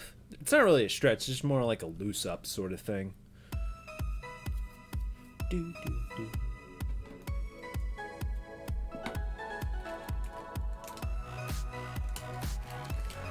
Okay, what should I draw? It's like asking myself that question. It's like a curse. Every time I ask that, it's like, oh hey, can't think of anything now. When you ask yourself, what should I draw?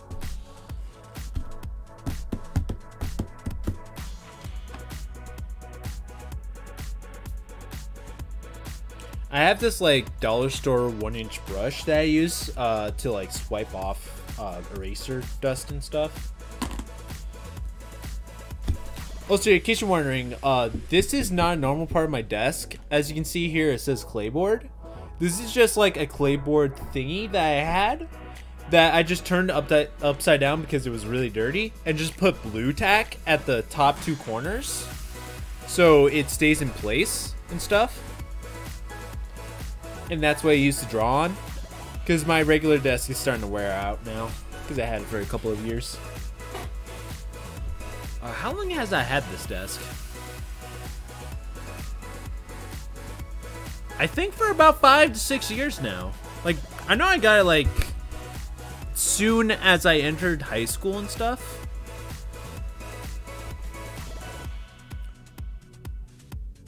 Yeah, I want to get a different desk though, because I bought this scissor arm for my webcam, but it doesn't have a good spot to latch onto it on any part of my desk. So I want to get a different desk with thinner edges, because on all the sides, with the exception of where the drawer is, but that's where the drawer is, you know, it can't latch on anything. So I want to get a desk that's just like thinner, that doesn't just have walls on all sides and stuff. I technically have a desk that's like way over there, but I use it for my game consoles and stuff, and it's like really old too, so.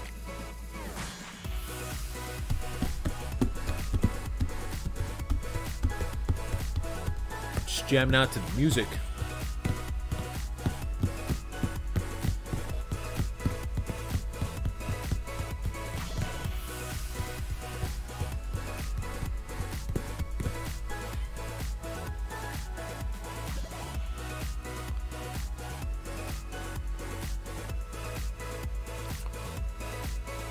Okay. I believe I also said this earlier in the stream, but back when I was first just testing out these scholar things that came with the manga sets, I figured out that they weren't waterproof, but they're alcohol proof. I heard of markers and pens that or inks that just do that for some reason, but I never saw an actual pen that actually did do that, where it won't be affected by alcoholic markers, but it is affected by watercolor. In fact, I got a really good example.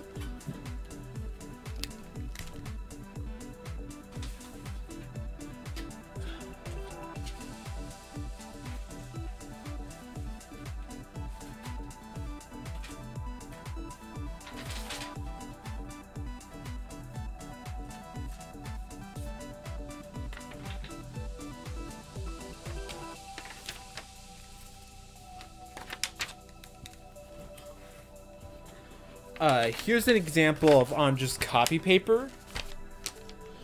As you can see here, this is water with the ink, and let you know this was dry when I first did this. So like it almost completely picked up the ink. It fades the color out and stuff when it comes to water. But for some reason, alcoholic markers, like this was from a fine touch marker, which is alcoholic, didn't affect it at all. Like even if I like layered it in, like this dark spot isn't from the ink, it's just from what happens when you layer on the marker too much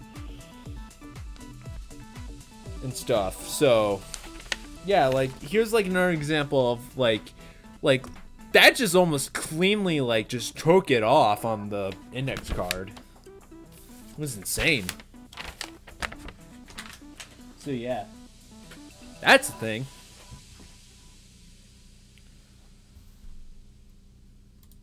I got like so many Amazon tabs open.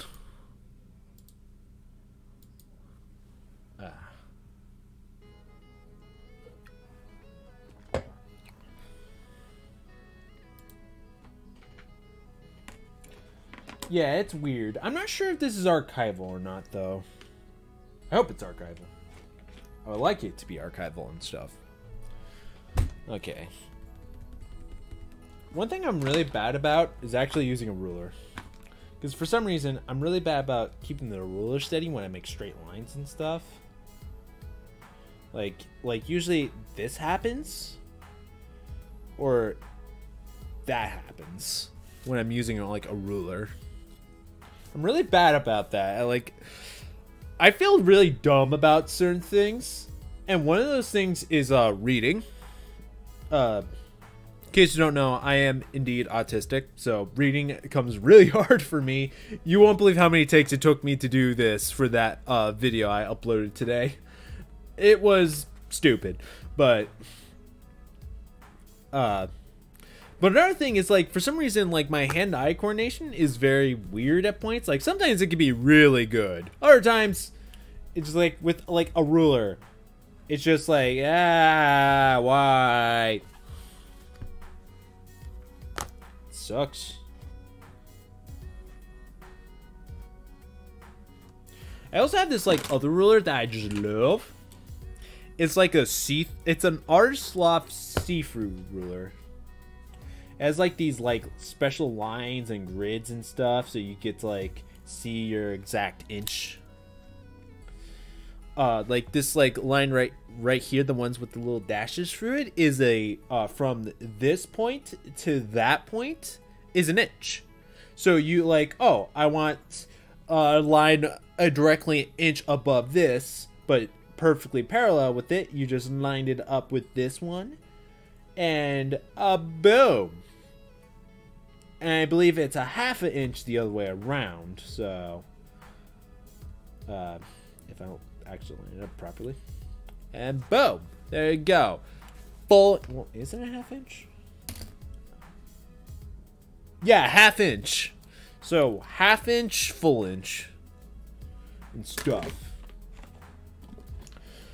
It's by Artist Loft. I literally bought this for like $1.75 like years ago at like a Hobby Lobby.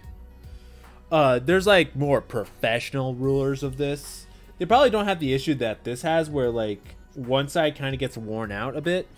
But to help reduce that, you just hold it upside down and stuff. But you get like a weird shadow and stuff, which you can't really see that much on camera, but yeah.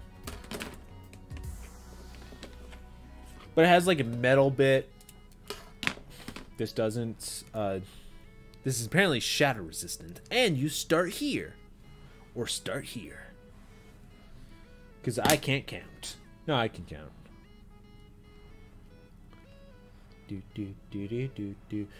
Recently I got a ink converter.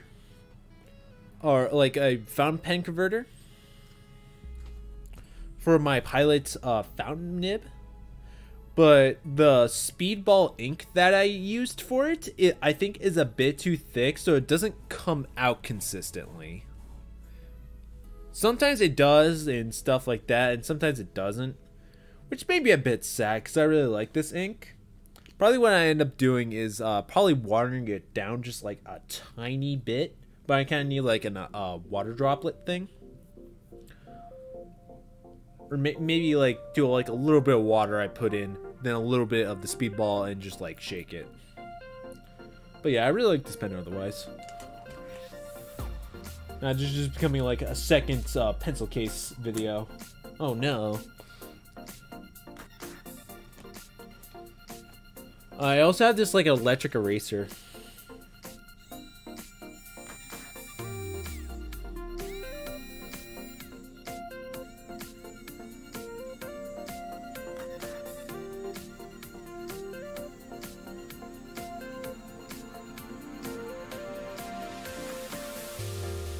It flings like erasure shards everywhere. Okay, bye Nokota. Have a great day. Glad you came around for the stream.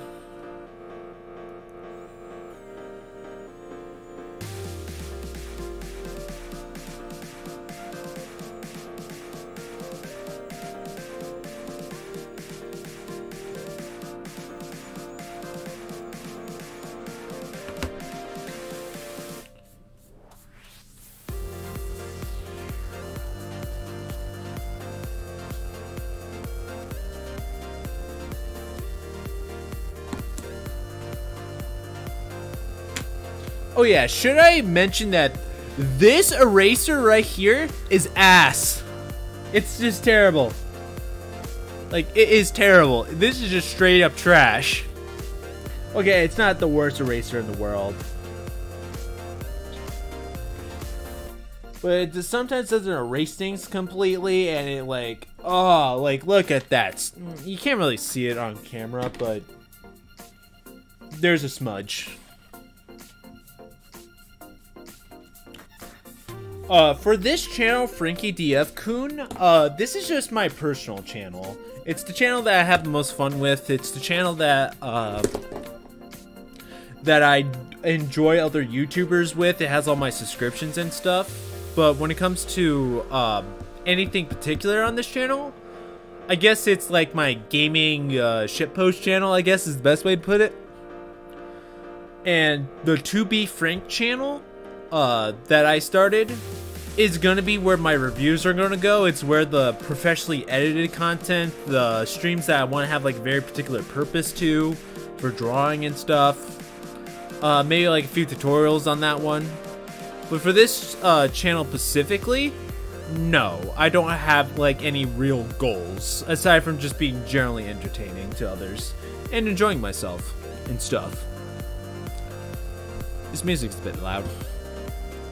Turn that down a bit so my voice doesn't get overpowered.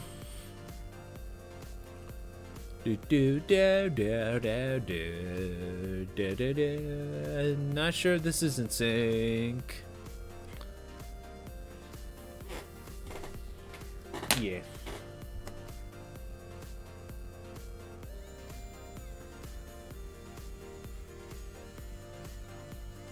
Now I'm just having.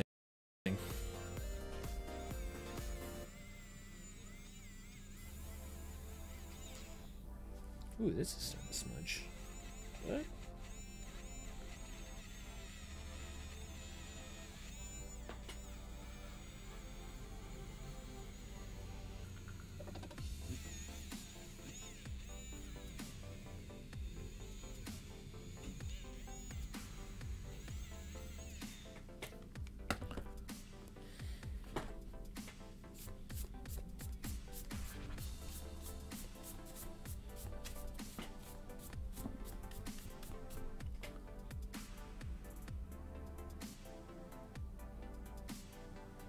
Yeah.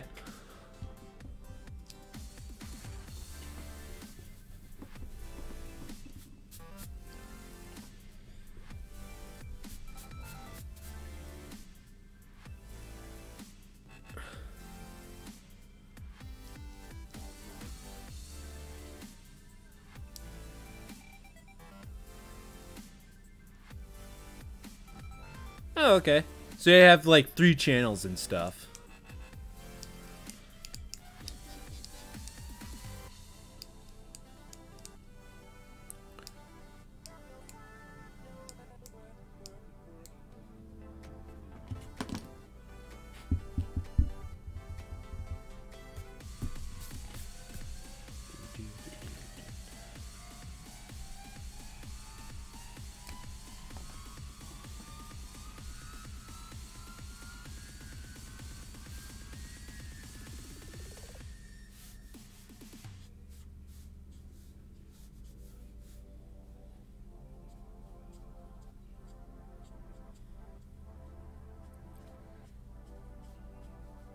What do you want to do professionally, Tyrone?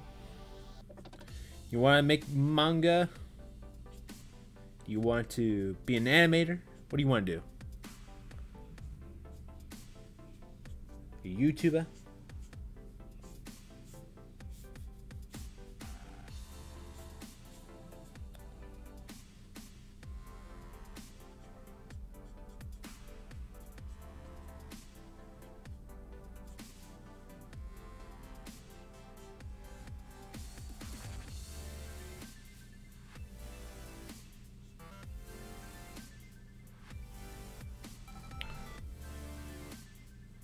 Studio artist? That seems cool. Specifically for me, I want to entertain people and tell stories. That's what I want to do. Because I'm just like, ever since I was young, I was always fascinated with stories.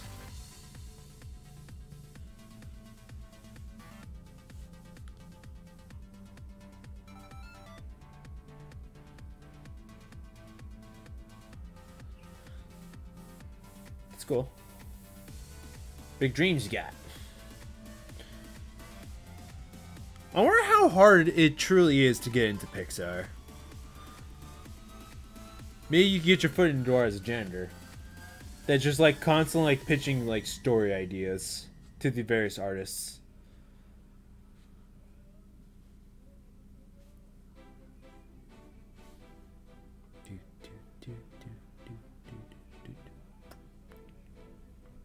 I have no idea what I'm drawing here. Just something perspective related.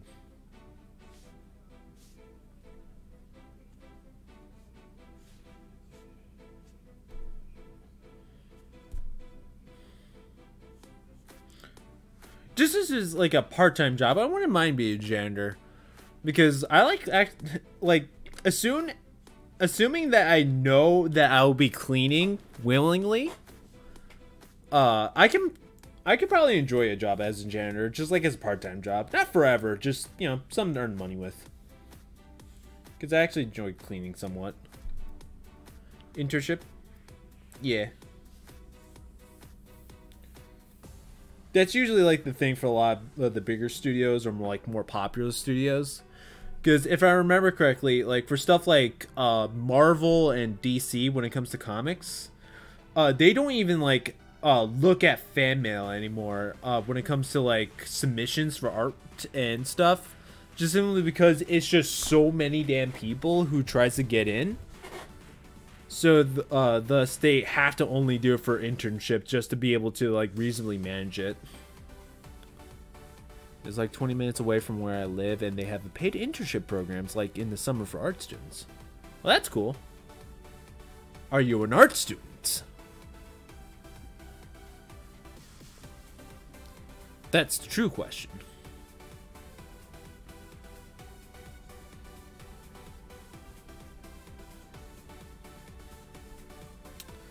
Okay then. Then get your butt in the door. Show them all your portfolio stuff.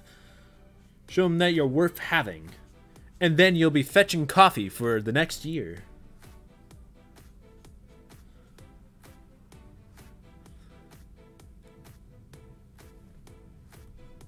That's neat. I can never do secondary education. Like, to give you an idea, there were several points in my high school career where I just almost flat out dropped out just due to our pure frustration. And just like me not caring. Because I learned better when I can seek out information by myself. And I just have such a nasty taste of schooling from public schools that I don't want to waste money on it. And especially with the kind of job I want to be an author. I want to tell stories. And oftentimes with those kind of jobs that, yeah, going to school would help those who need like instructors to learn. But I got this far without instructors, and I think I could go even further, which is fun. So, yeah. So basically, like, I just work better by myself, and this kind of, to tell stories to be published and stuff, you don't need a college education. In fact, I even like talked to a publisher that went to my high school once as kind of like a seminar thing. They were like an editor, and the editor flat out told me after I asked, like, do you care for people who like prefer like have like a college education? Because I mentioned the fact that I wasn't planning to going to college and stuff. And the editor told me himself, like, no shit. He says, I hate bratty entitled college graduates. He's someone who actually preferred people who didn't have a proper education, because they can learn the system better in terms of how to get about being published and stuff, rather than like just assuming that just because you have a college degree you get published right away. And so he actually preferred people who didn't have secondary educations. And I saw that a lot when it came to other interviews from other editors and stuff, where they either just are completely ambivalent to it, like they just don't care, or two, they get frustrated with the fact that a lot of college graduates just don't show anything in their portfolio, because they think that their degree is good enough as a portfolio and stuff. That's why a lot of college programs now focus on building up portfolios and stuff. Freelance and studio. The difference between a freelance artist is that they typically work by themselves, and they work based on a client fashion. They don't work for any specific company. They might have like a partnership for like, let's say this is a publisher, and this is a studio. So with a publisher, they'll just simply publish your work. You usually nowadays keep the rights to the IP and stuff, and usually solely own it and stuff like that. And the publisher would like work with you. They're essentially your clients. When you're freelance, you're essentially self-employed. While with a studio, you work with other people towards usually one bigger project. So your project might be this big if you're a freelance, and studios usually have projects that are like this big. This would take years for one artist to do, and it's meant to be out next month. While with this is reasonable for someone who's going solo or a few people can do. While studio artists work with a bunch of other people who are more regularly employed. They're tied to a specific studio to work on bigger projects. And that studio acts like a singular artist in a way. Where, yes, you work by yourself here, but a studio kind of works similar to regular artists, where they have bigger clients, they get work from, let's say, like a network or something like that, that make a cartoon or an anime. So they work with that client. They might not be tied to that individual network, since they might be, you know, independent, but they can work with different networks or publishers or distributors, and it employs multiple artists to work towards a bigger project and stuff. While a freelance works solely by themselves. They're not tied to a bigger company. They are the company. They might work with bigger companies like publishers or independent people who are commissioning them for work. So that's the main difference between a freelance and a studio artist. What I want to be is freelance. That's notoriously a little bit more shakier. Studio artists are a little bit easier to get into overall, because it's more like applying to like a regular job, just with your application being your portfolio of work and stuff. This is like a drawing folder, I guess, and that's like your application. And when it comes to a publisher, yeah, you might still need this, but you also need something that's already finished, so they have an idea of what your work is like. Because a publisher wants to see something done. They want to see something that can, like, okay, is this reasonable to be published? And if it isn't something that's worth to be published, it can still show you where you're at and essentially your talent. I don't like using the word talent, but that's what they typically use the term for. It's just like your talent or your skill level, to see if you're actually worth working with or not. So even if you might work on a completely different project with a publisher, you're still doing it almost solely yourself with an editor or a supervisor of some kind. Or you can work with other smaller people, like smaller clients. So this is like you with your drawing pencil, or me, and this is my client with an idea that they want me to do, so they pay me dollars to do that idea. So the relationship is essentially the same as it would be with a publisher. But like I said, if you're like a studio artist, you're working with a team, which can alleviate things, and oftentimes a lot of people are more specialized. Like, one person might be just doing storyboards, the other person's just doing line art, the other person's doing keyframes, the other person's doing in-betweens, you know, and such. Everyone has their own special task, or work together towards one bigger task to make things faster and more efficient. Studio artists are, I'm kind of talking in circles now, but basically, it's more like a regular job with studio artists. Freelance artists are the independent artists. I would say typically freelance is what a lot of people tend to think an artist's job is, while studio artists are more like a typical job, and usually involve stuff like with animation studios and stuff like that, and stuff, or even like game design and stuff. Yeah.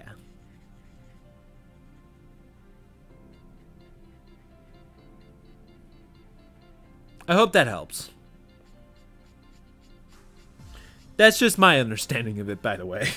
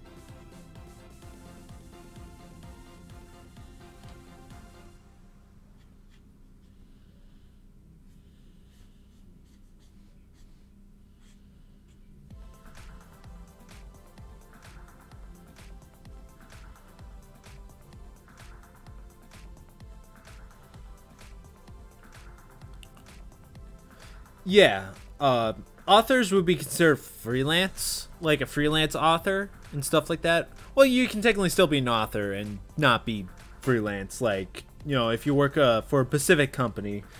But I essentially want to tell stories. I want to tell stories for manga and stuff like that. I want to make a children's book. So basically how that relationship would go is that pretty much I'll come to a so this is me. I'll come to a publisher with a work.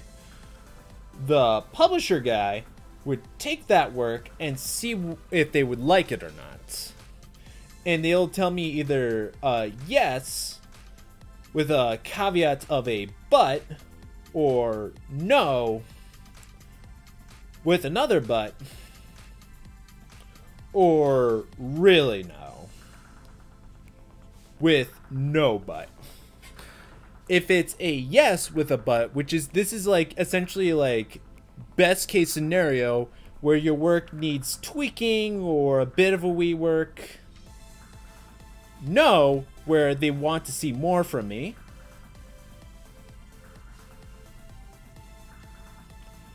Or really no, as in, get out of my inbox.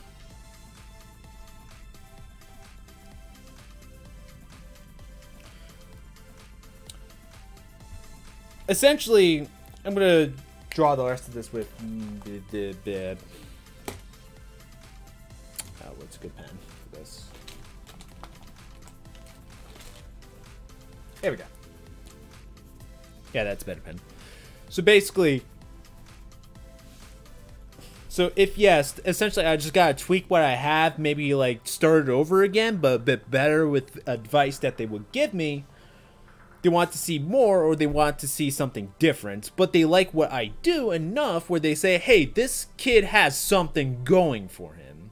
So let's actually work with them and try to see if they can come up with another idea that maybe works better with their skills. Or they might team me up with someone else. It's like, hey, do you want to team up with this writer or artist that will complement your abilities quite well for a project?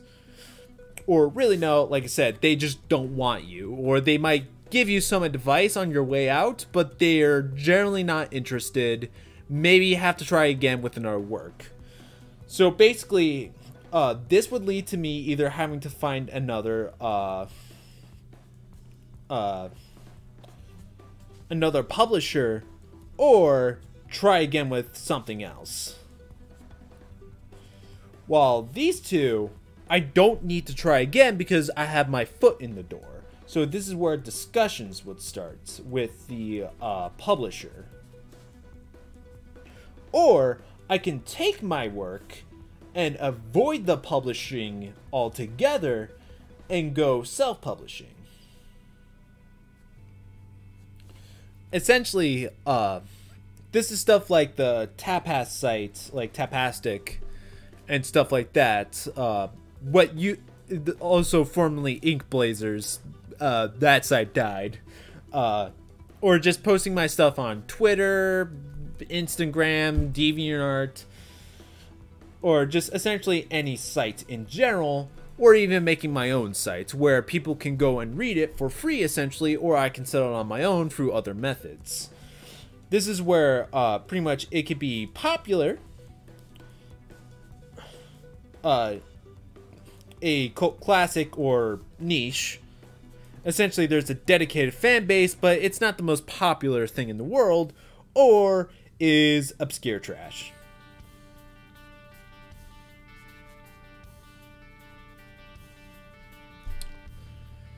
Pretty much, if it's popular, good for me, I have a job. Cult classic, I really need to make sure that I work extra hard. Extra work required.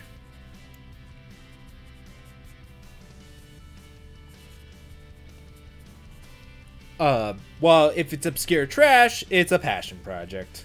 In other words, it might be good just to use as like maybe a portfolio piece. And just say, it didn't get really good traction. I just didn't really care about like advertising it and stuff or pushing it. I just kind of threw it on this site and stuff, see if it went anywhere. So it could be just a good place to show like, hey, I can do this. Like, it doesn't necessarily mean that it is indeed trash in quality.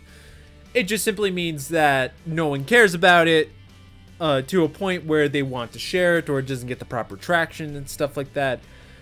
Probably what I'll end up doing first is self-publishing on something like that, and I'm hoping for number 2. Number 3 would be great. This is like the dream, and this is reality.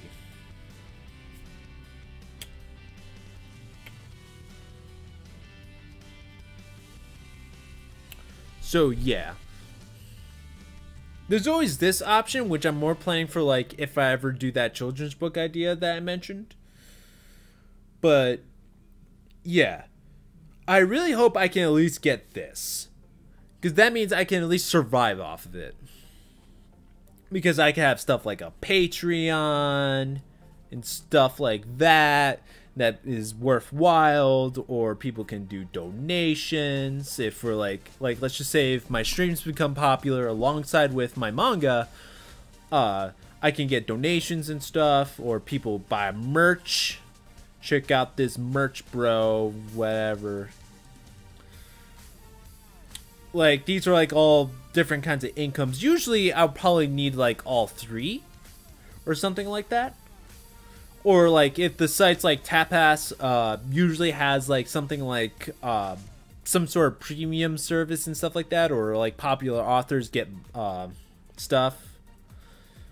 Gets like, you know, something similar to how like YouTube gets like, you can be a partner and have like ads run.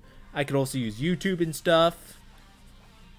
YouTube, if the site doesn't die in like tomorrow from an adpocalypse or something, and stuff like that.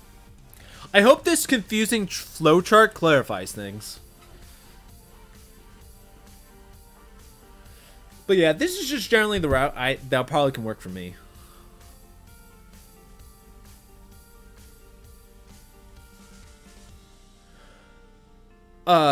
No, because I don't want it to be a novel, simply because of like I mentioned before and in my videos, I'm autistic, and one thing I do have legit trouble with is reading and writing and grammar. Holy crap, I am trash at that. I have brute forced my way into being at least fluent, but damn does it seem like I'm blind at times when it comes to reading, and it seems like I have like no hands when it comes to grammar and writing and stuff. Like, look at my handwriting here. It's not the bestest. And this is me trying to try. This is me trying. And talking at the same time, so it's a little bit weird. But in general, it's just that I'm not very good at reading or writing, which is funny because I want to tell stories. But that's why I wanted it to be in a visual medium. And it's one of the reasons why I got into manga so much as a kid, because it was one of the few mediums of storytelling that was a book that was also something I was very interested in. Dialogue was written in a way where I can still read it, and they were in shorter bursts, so I could still understand the story and tell what characters are talking and still be able to enjoy it. So one thing I really want to emphasize in my manga stories is to tell art through visuals and not have like a lot. Well, I still want a decent amount of dialogue. I like character interaction, but that's like one thing I generally fear about is like, ooh, my grammar's gonna show. And there's a lot of grammar stuff I just simply don't get, and no matter how much I brute force it, it just doesn't click with me. So that's why I don't want to make it into a novel or anything like that, because I'm just trash at grammar. It'll be very distracting. It can be seen as forgivable in a manga, because oftentimes the dialogue is where people talk, and a lot of times people don't talk in proper grammar. As long as it's, you know, understandable, I'm happy. That's like the best I can strive for with a lot of effort put into it. So, yeah. That's why I won't do a novel.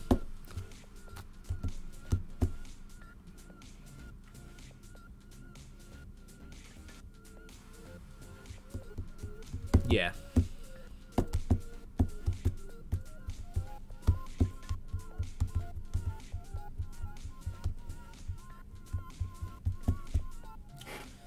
This page needs drawn.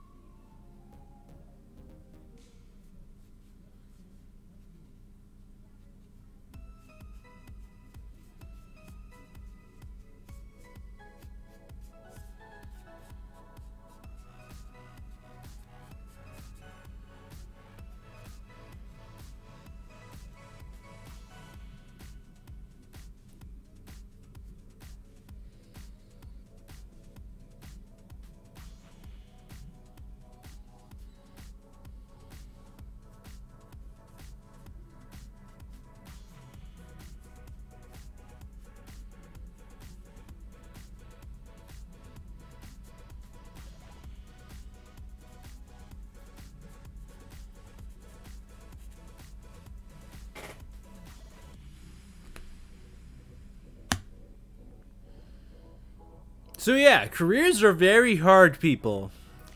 Careers are very hard.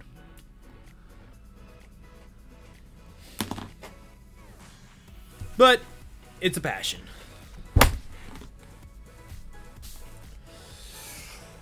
Ooh, 2 hours and 42 minutes or 43 minutes right about now. Woo!